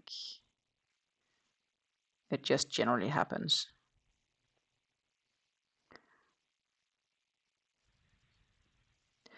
So the real question is what I will do with these half skeins. Will I consider them consumed and put them in my scrap stash?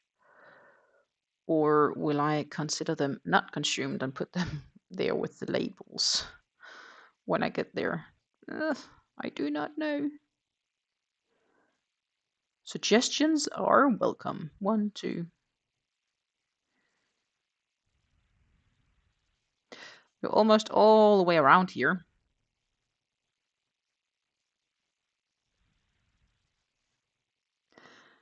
This, my friends, is where I need to... Oh, I probably shouldn't have done that. Oopsie. That one was okay, but not this one.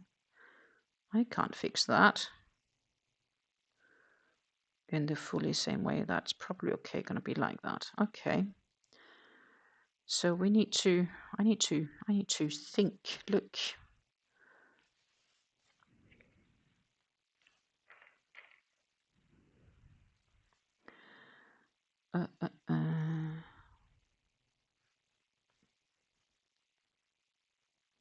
Haven't been on World of Warcraft in over a decade. That's cool though, that you haven't.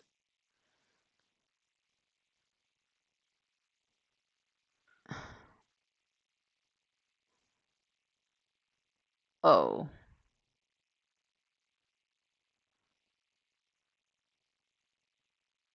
Yeah, so that's the thing, right?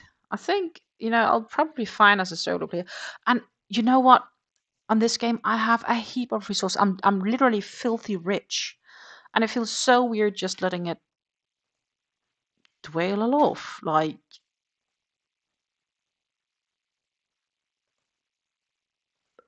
it just feels odd. Um, Not logged in since the first. But yeah, that's the thing. When things starts to break, you have no interest, right?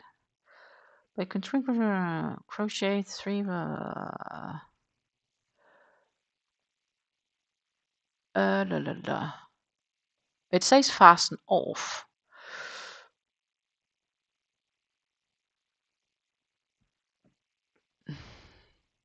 But I'm not gonna fasten off everything.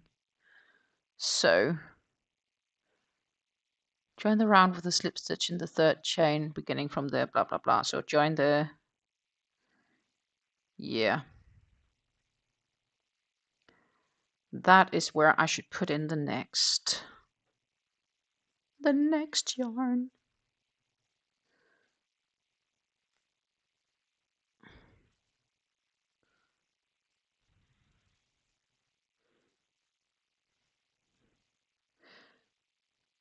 Because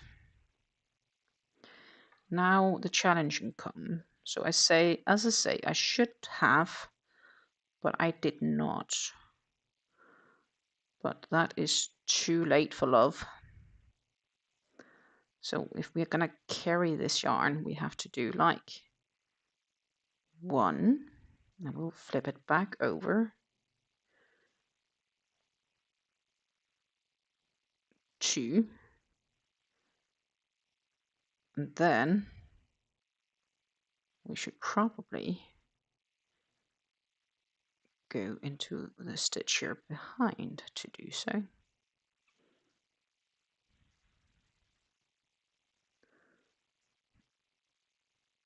Which means that right now this black is going to be carried way further along than I had anticipated. I'm not too happy with that, actually. I should have carried that up back then. So what I actually should do is I should frog and fix, because it looks like shite. Hallelujah.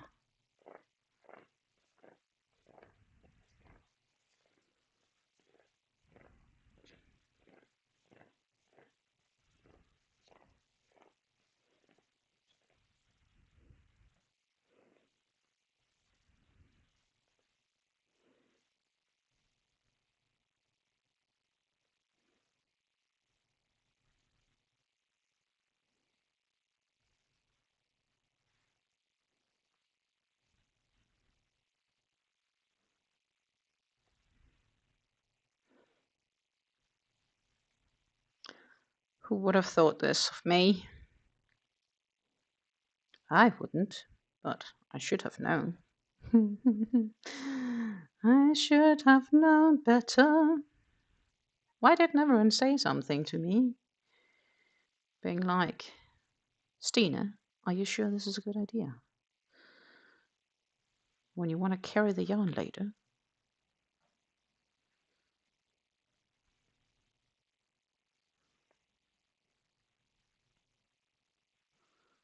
Well, now it's carried up and ready to be carried. Okay, good. That is still over there. I don't know what row we are in anymore, but that doesn't really matter. Not for this bit.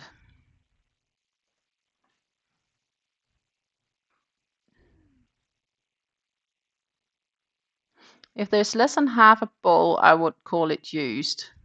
Yeah, that's a real question. There's approximately going to be if I calculate correctly, 2 half balls and a bit.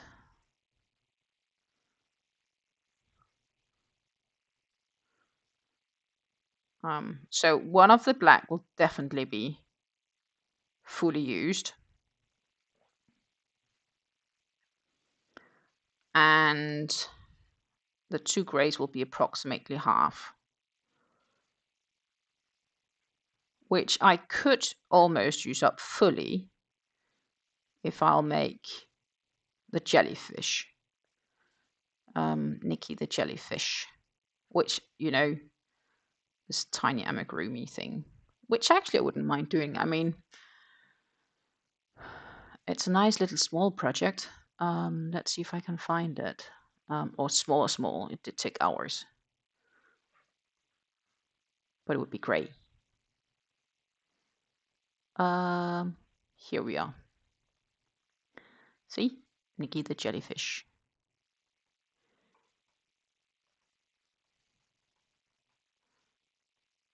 Right? Here you have Nikki. Which is kind of cute. But it would be grey. Like, I would make this light grey, probably. And the bottom part I'd make so light grey, and then the bottom part, which here is purple, I'd make that, or here blue, that would make the dark grey. That's my thinking right now. That's my, you know, my optional for the rest of this yarn. That could work. I also have other scraps I could make it in. I think it's a very nice jellyfish for the thought of it.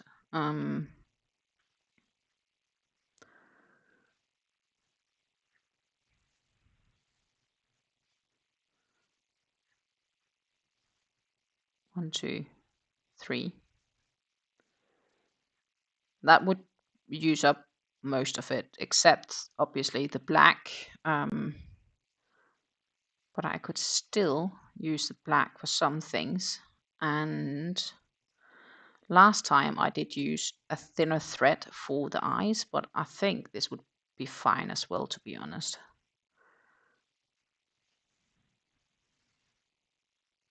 It is very cute. Stria, it might be something for you to tap into, because they say that the tentacles of this jellyfish kind of reminds the babies of the what's it called? The cord between what is it called? The belly of the mother and the child. Umbilical cord. So it is something that calms a baby to have close to it, but if it's true, I don't know. I mean, the thought is nice. I do have a bit of time to make, if you want. It's a free pattern. You just need to Google Nikki the NCIU jellyfish. There's also a link to it from Ravelry. She also has it on Ravelry, so you can also buy a paid pattern if you want it ad free.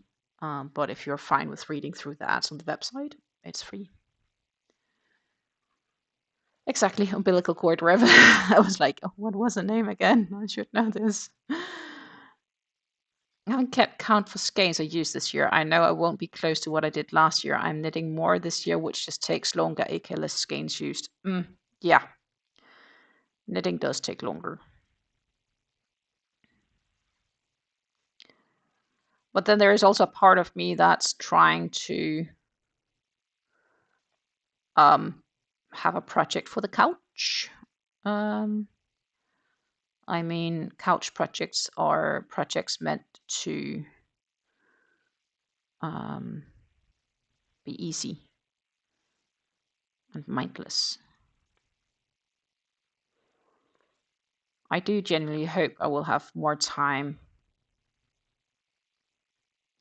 with my partner after these choices I've made. You good? Yep. I mean, I th- I'm making it in cotton yarns. Um, this is like 8/8 cotton, so it's probably a bit weight wise. It's DK weight ish towards like it's a 3 weight they claim, but it could like somewhere in between. A good solid 3 weight would be what I would then call it.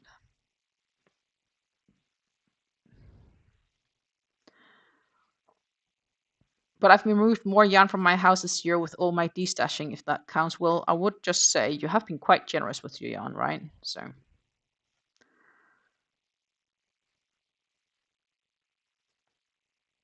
I am still destashing in the sense of I am getting less yarn in the house. I am getting more produced in the house as well. I have been so bad, and I think that's also a thing that's been impacting some of the choices, right? Like I've been like, oh, but I need to do this. Okay, I haven't had time to take photos of that, or I haven't had time to go on with it because I had to do management of that, or etc. Right? Um, I hope that I will now just have more time to do things that would be much better for many things. Wednesday night is my wife's movie night, where she puts on a DVD, Blu-ray, watches a few episodes of a TV show or movie or something, pops some popcorn and has stock in her lap to share the popcorn. Yeah, but you're present then, or do you also have a project you easily work on when sitting there? Or, I mean, I haven't been present enough, which is not fair to my partner, but he's been as bad with another game he's playing.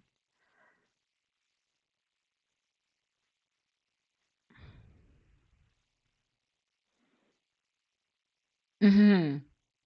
So this week was she was watching a DVD collection after she got enjoyed the He-Man movie. So watched 5 episodes of the original cartoon. I was with her working on this blanket. Here you see. So at least you're like sort of together. Um,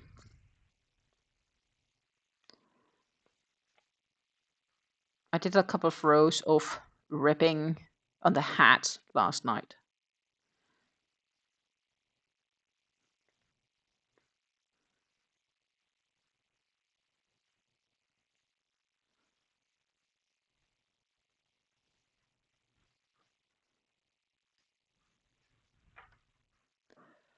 You got so many morals of the story.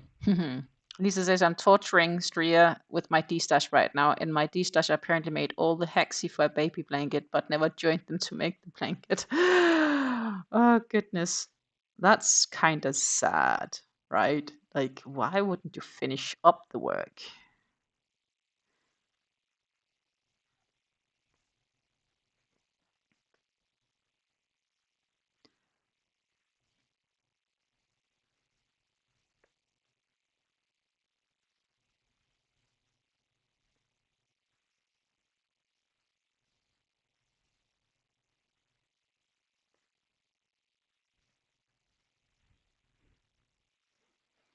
Last week was Hunt for Red October, which is her comfort movie. I don't know if I have a comfort movie, but I definitely have comfort series or have had. I've been binge watching various different series. Um, but sometimes even those has been put on hold for the infamous game we've talked about earlier. Was a Kid from Mary Maxim? Okay.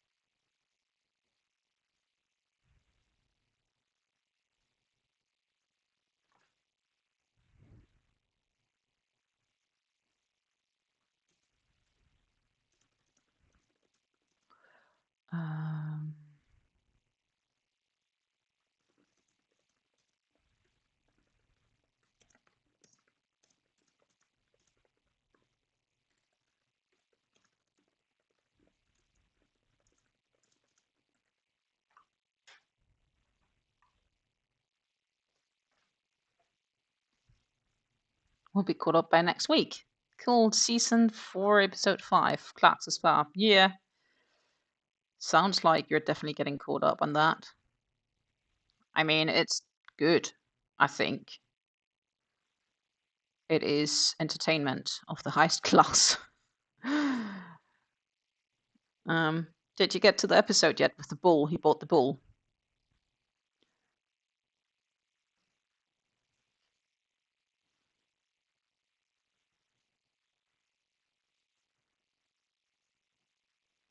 Or is that first next? No, that might first be season 5.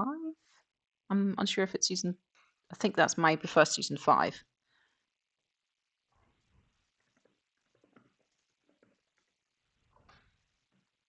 The bull is the next episode. Endgame. Yes.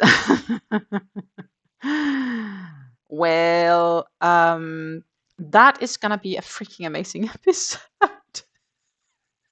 Oh yeah, because there are for season 5 is what's just been shown. And season 6 is next summer, spring, usually. Yeah. Okay. Wrap up towels for crying out loud in the sense of it's gonna be freaking hilarious. It's a hilarious episode. I mean, you cannot not laugh when you watch it. Yeah, I will warmly recommend you to be prepared to laugh. And then you will tell me next time we meet if you laughed. Like if I only assumed you would laugh, or if I was actually true that you actually did laugh. But I think you will laugh. Guys, look here. We are almost fixed what I frogged. Hallelujah.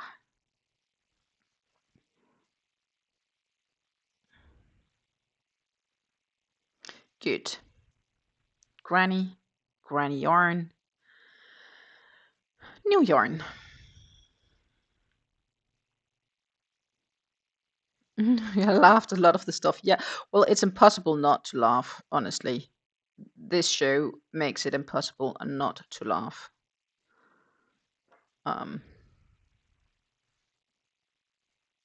Yarn end.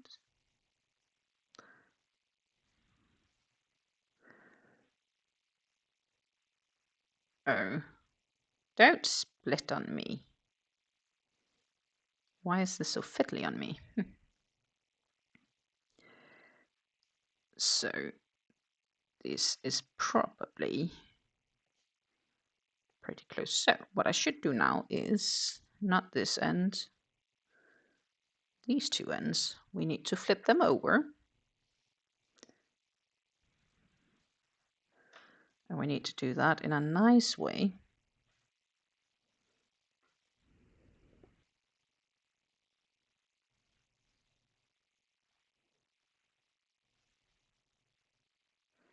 Like that. And then we need to flip them back over, which allows them to be carried. And we need to go back into this bit.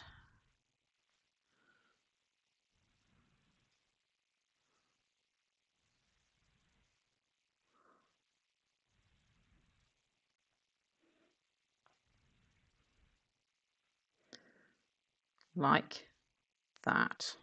Oh, that looks so much nicer, doesn't it? Yes, it does. Now we need to make grannies in between the grannies. So look at this carrying yarn. I mean, you barely see it's carried here. It is, but you barely see it. It's how it's supposed to be. Before it was like one big long stretch on top. So that is why I had to redo it. Now you barely see it's carried in there. Aha. Now we just crack around with this whole one all the way around.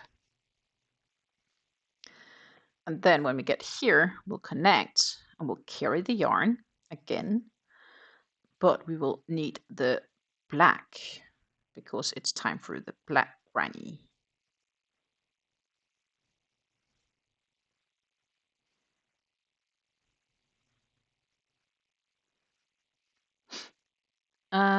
When they were looking at the pub they eventually bought, Lisa told Clarkson, "Yeah, this is nice, Jeremy. Don't fuck it up."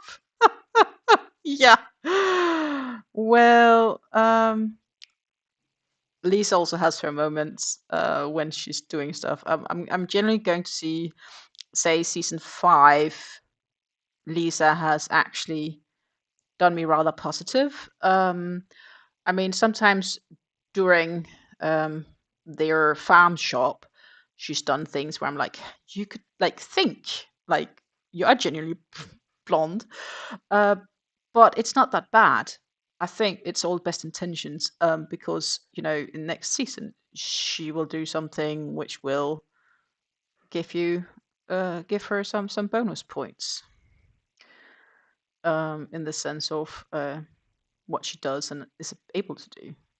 But she also have a few moments where you're being like laughing. Yeah, of course this is Lisa, but I don't want to say too much because obviously you haven't watched yet.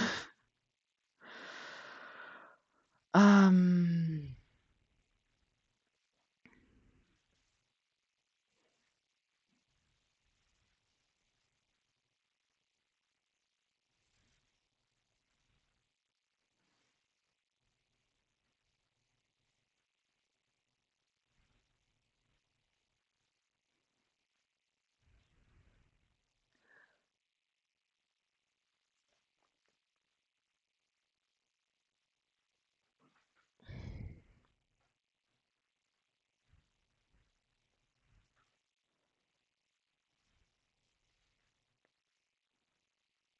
Lisas have their moments. Well, I guess you as a Lisa can talk about that, can't you? Ah, that was a good one.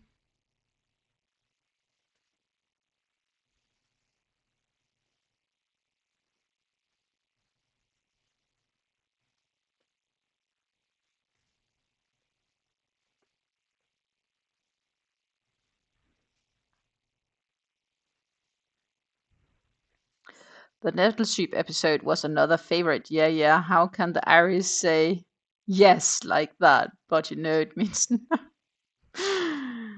They must say it in the teach it in the Irish schools. Oh, that could be. I mean, that was a rather expensive endeavor. Um, please sell my Nettle Soup for X quid. But he definitely has done some successful things, which is worth applauding. Um, and the pub is also gonna be good. It is, as of this day, quite successful. And there is definitely some fun episodes also pub related in the next season.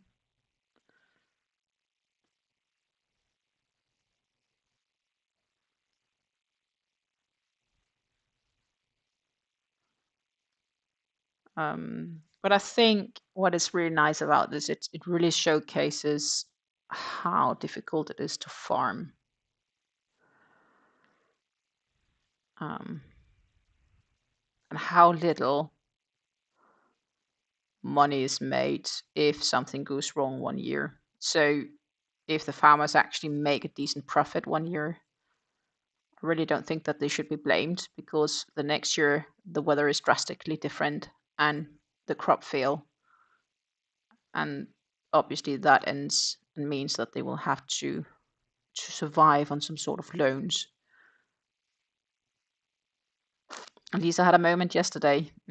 Well, I did too. I did something I thought I wouldn't be able to do. But I did it.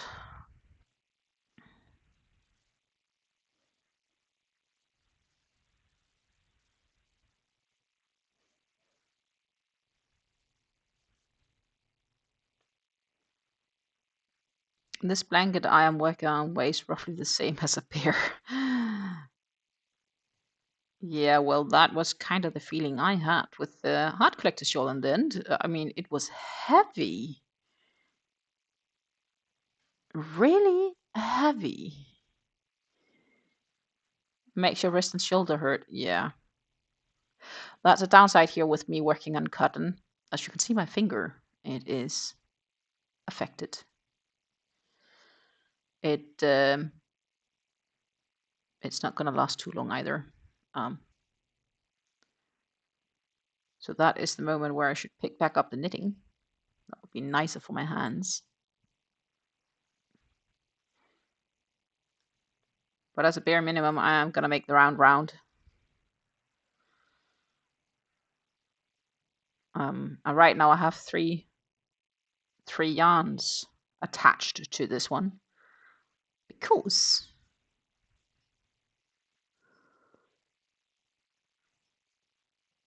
I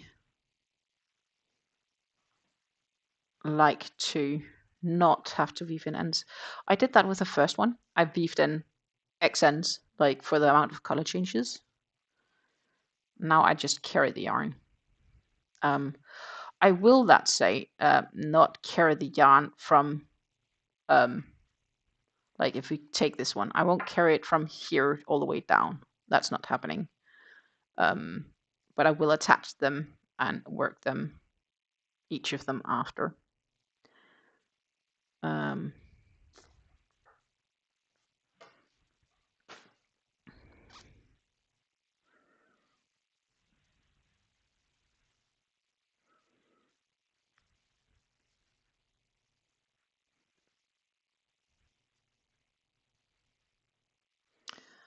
Hobby bought himself a 5x5 grow tent for growing chili peppers in the garage year-round. Delivery guy definitely did not believe this was for peppers. Oh, yeah. Are you sure it's not for weeds?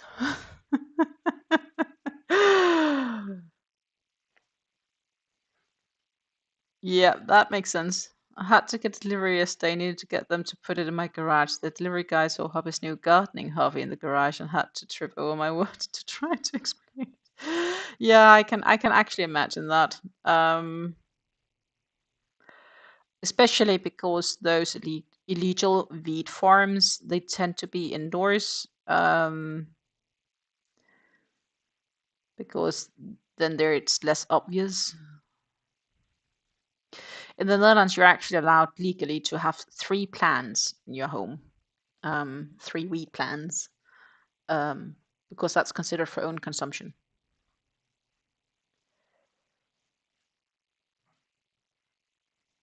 If you were in BC, he would not care. Probably not. He didn't really care. Yeah, but I get it feels odd though.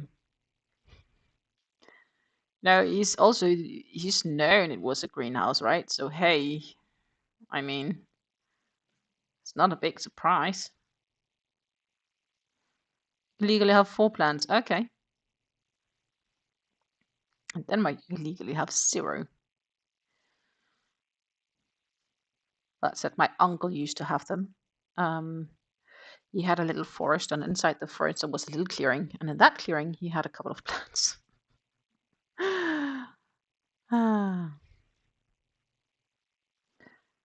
Not sure if he was ever caught or not, but I mean,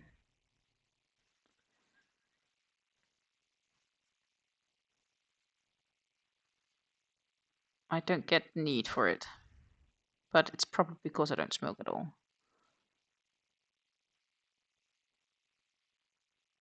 You're unsure of legalities outside British Columbia. It's federal law. Ooh.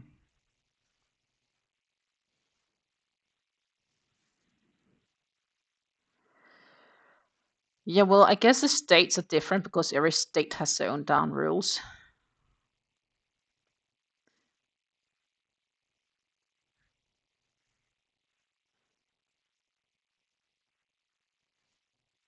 People view it quite differently. Like some people believe it's for the better, some people believe it's for the worst.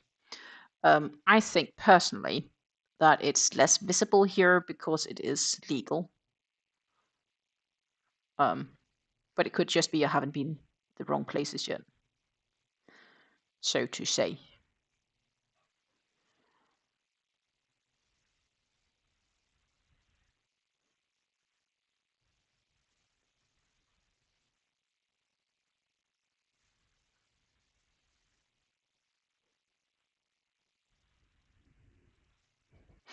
I don't need for it to be illegal, to be honest.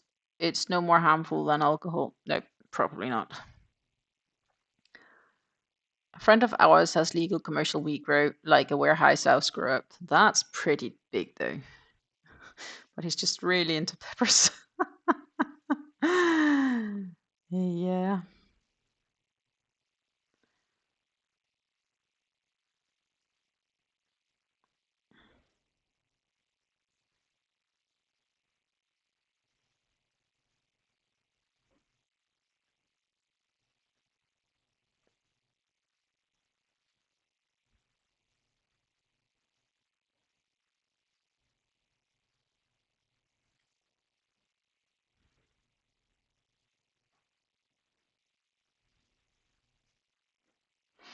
I'm just happy that after 24 years he has a hobby.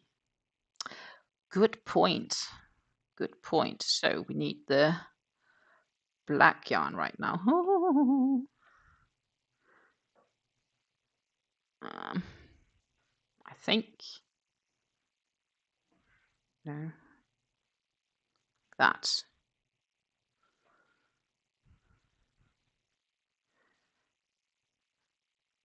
So we need to head in here and head in there. And we need to pull a bit here and take this as well and drag it over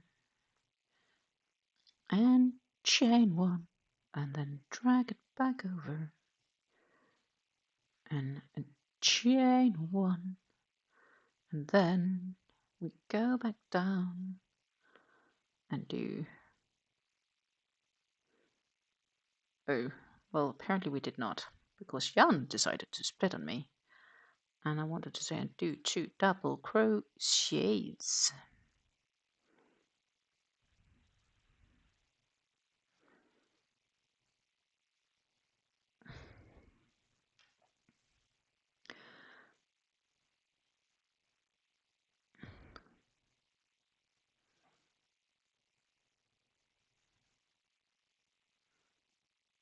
Yep. And then we'll do the next batch of 3 double crochets.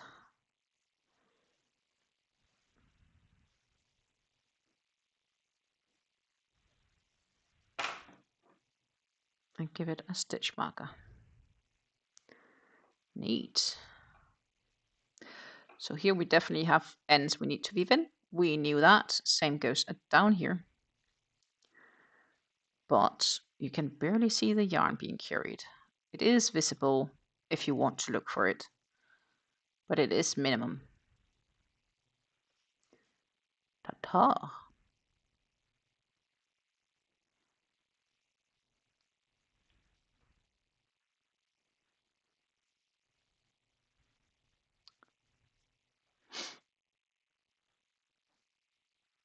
It's really just for peppers. I know it sounds ridiculous, but it's true. Well, my cousin's husband is crazy on peppers as well. Just miss the Mexican peppers. But it's the wrong climate to grow them here in the garden. Yeah. I mean, why not? But I guess the garage is then heated for the winter or something. But then he'll need grow lamps and stuff.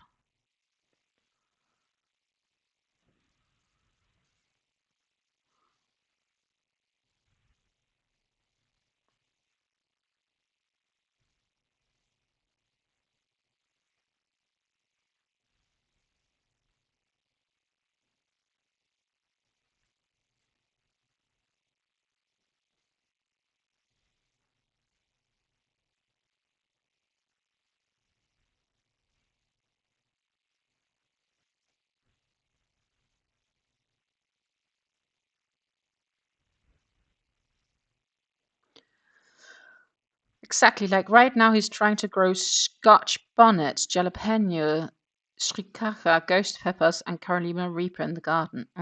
Yeah. But pepper growing, the hotter it gets temperature wise, the more capsaicin they produce. Okay, so basically, the hotter temperature, the spicier they get.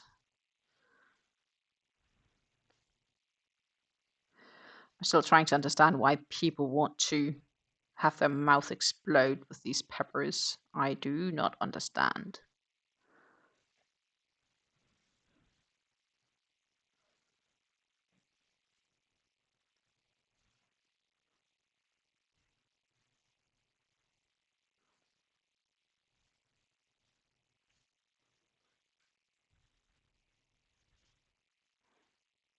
You got grow lamps and irrigation systems and more. That sounds good. Peppers grown in the spring will be low end of the Scoville scale for their breed, whereas peppers grown in August tend to be on the higher end. Makes good sense.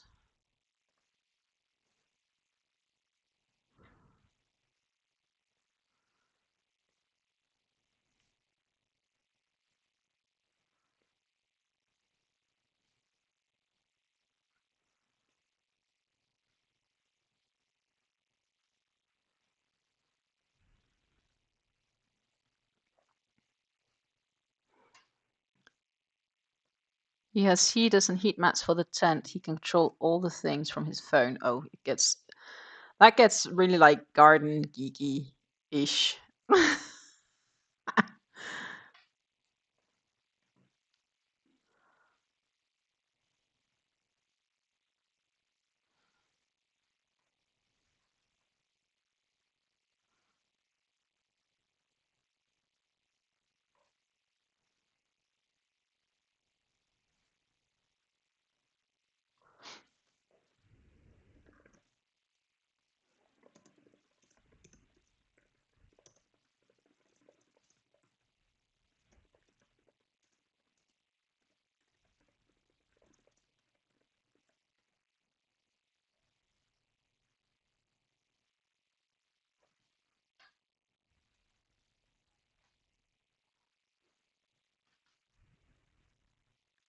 Well, the peppers causes a dopamine hit. I do not feel that when I eat peppers. I just feel horrible. Who gets you a bit high? Yeah, no, I don't feel high. I just feel I'm dying. With the chilies, it isn't always about burning your mouth. You have to know how to use them. I can use a ton of chilies and not make things hot, but loaded them with flavors. Or maybe it's just because I don't know then, or people that's made me dishes don't know.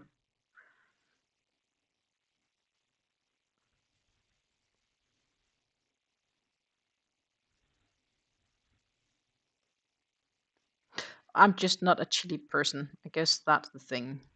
We all have our spices, and I'm sure I might have something that I enjoy which you might be less keen on. That wouldn't surprise me if that's indeed the case.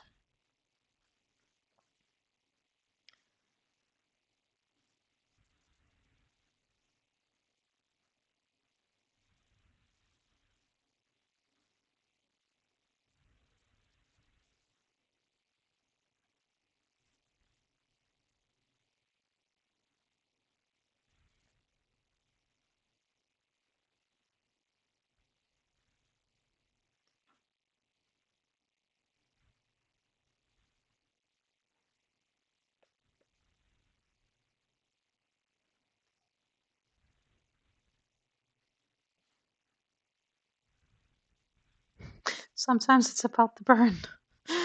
No, it's not about the burn. It's just about no, don't do it. Stray's hubby can't eat spicy either, but one of his favorite dishes is one that I make that uses the most chilies. Yeah, then that's a wondering one, huh? Like, how did that happen? Makes no sense.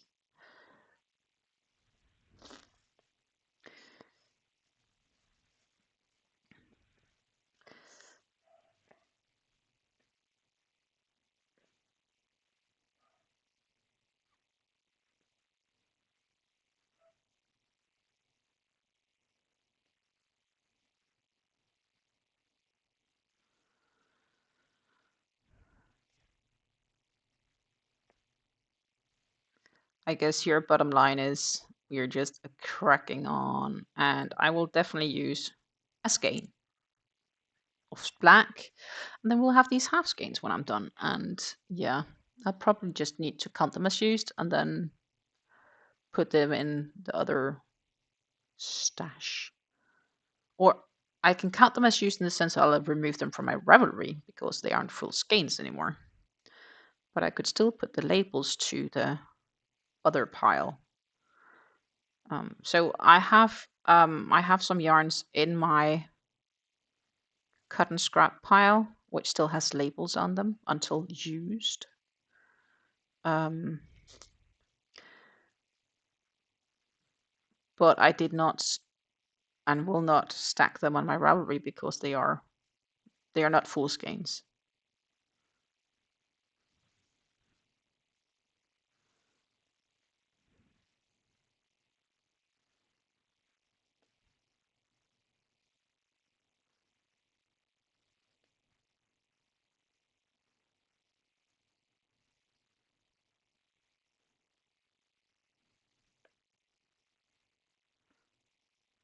So it's lots of flavor with very mild heat. So tasty. Well, even mild heat is like hot heat for me.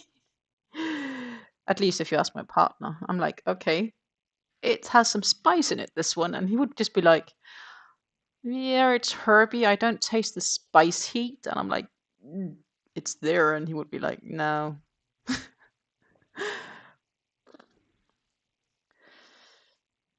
So I just guess I genuinely can't handle it. Sad truth.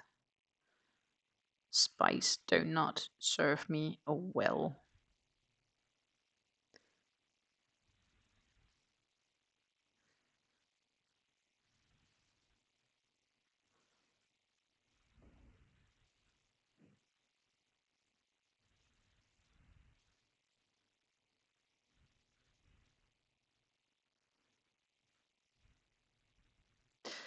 A very European palette. Yeah, maybe that's the case.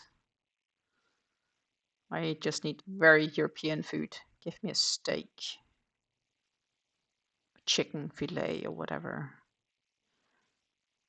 Salt and pepper it. Depending on what sort of meat, you can like do oregano or thymian or rosemary or something like that. Rosemary. That would be okay.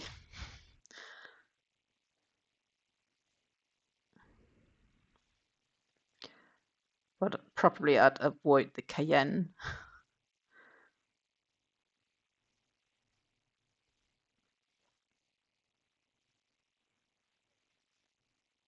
I had a curry dish a bit more than a month ago, and I was told it wasn't spicy.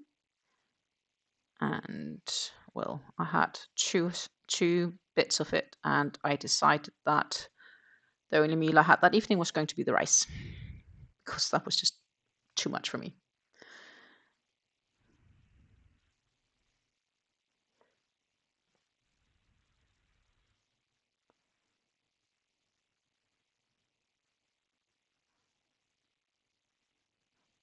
It's a bit funny, it curves the wrong direction.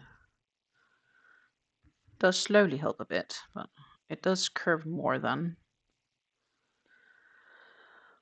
on the crown than I had hoped. I will also, for that part, I do have, as I said, a brown kit for colors for the same hat that I'm keen on trying out.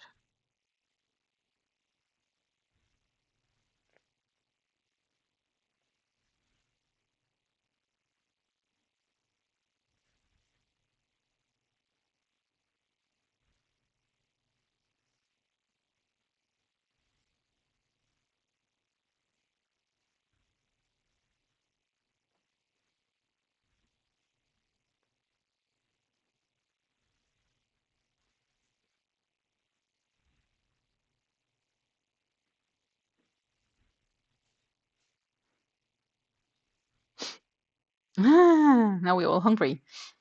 Rev says I saw a TikTok of a video making of a Brit making the mistake of dousing a burrito in the hot salsa from a Mexican taco truck. It was a bright orange, so he might have died. Yeah, I'll tell you a fun story. Actually, it was a friend of ours. He was with us out eating at a classic. So he's from the UK, and we were there at an event, and we were in The Hague, and we just went to the cafeteria, which is basically like where you get kebab and durum and donuts and so on. So fast food, and we were there, and everything got put on the table. We had like sort of a mixed platter, and he took the red jar. It was just basically the solid red, thinking it was ketchup, and all over his plate. But it wasn't ketchup. It was sambal, if you know what that is. I mean, that's spicy, and he was not prepared for that. He was definitely not prepared for that. So let's see. We'll need the gray, the dark gray. We need this one on this side and this one on this side, because we need to. Well, we might need to do that on a few steps, but we'll see.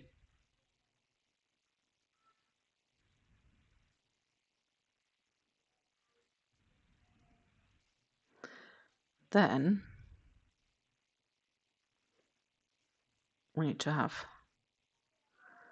the bright and the black cut over.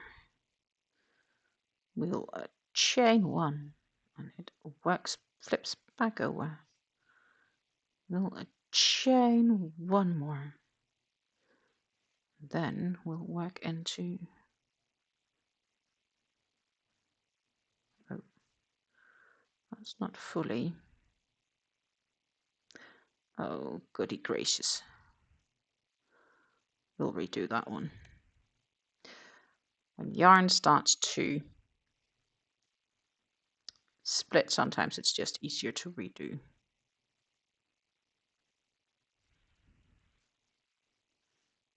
And now it's tangly time.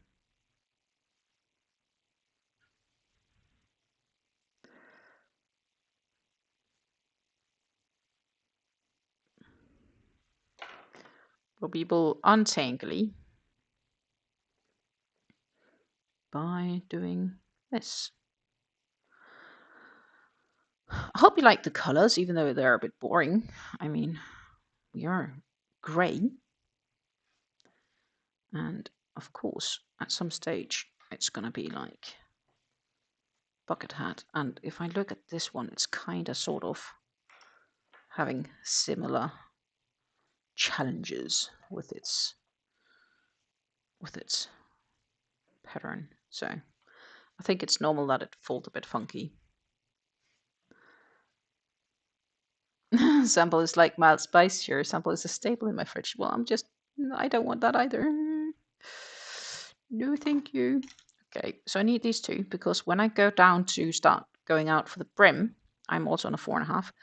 And maybe it's finished next time we see one another. Maybe. Same for the hat we are knitting, is same for, well, I don't know what. It's many things. But the plan is that I'm back on Monday, my friends, because I wasn't live last Monday, so I think I should be live on Monday, on Wednesday, and on Friday. Friday might be a bit late. I have an appointment, so it depends on how much of work I will be behind on before then. And then I may be live once the week after, but I might just have one day where I do that to fit this schedule and agenda here. I'm waiting for the hobbyist garden to produce as he thinks it will. Then I will be able to convince him to get a freeze dryer. Huh, good plan. Good plan. Let's see. Pop this one over. We pop back up here. So yeah, that's pretty much it for today, my friends. Because it's 5 p.m. here, and I need to start to fix some dinner. In this case, mainly for myself, but still I need to have dinner because time is flying. I am going to wish you all an absolutely freaking amazing weekend. Have a good one. Take care. Happy stitching. Happy crafting. I'll hope to see you all again on Monday. And if not, take care and happy days until then. Bye.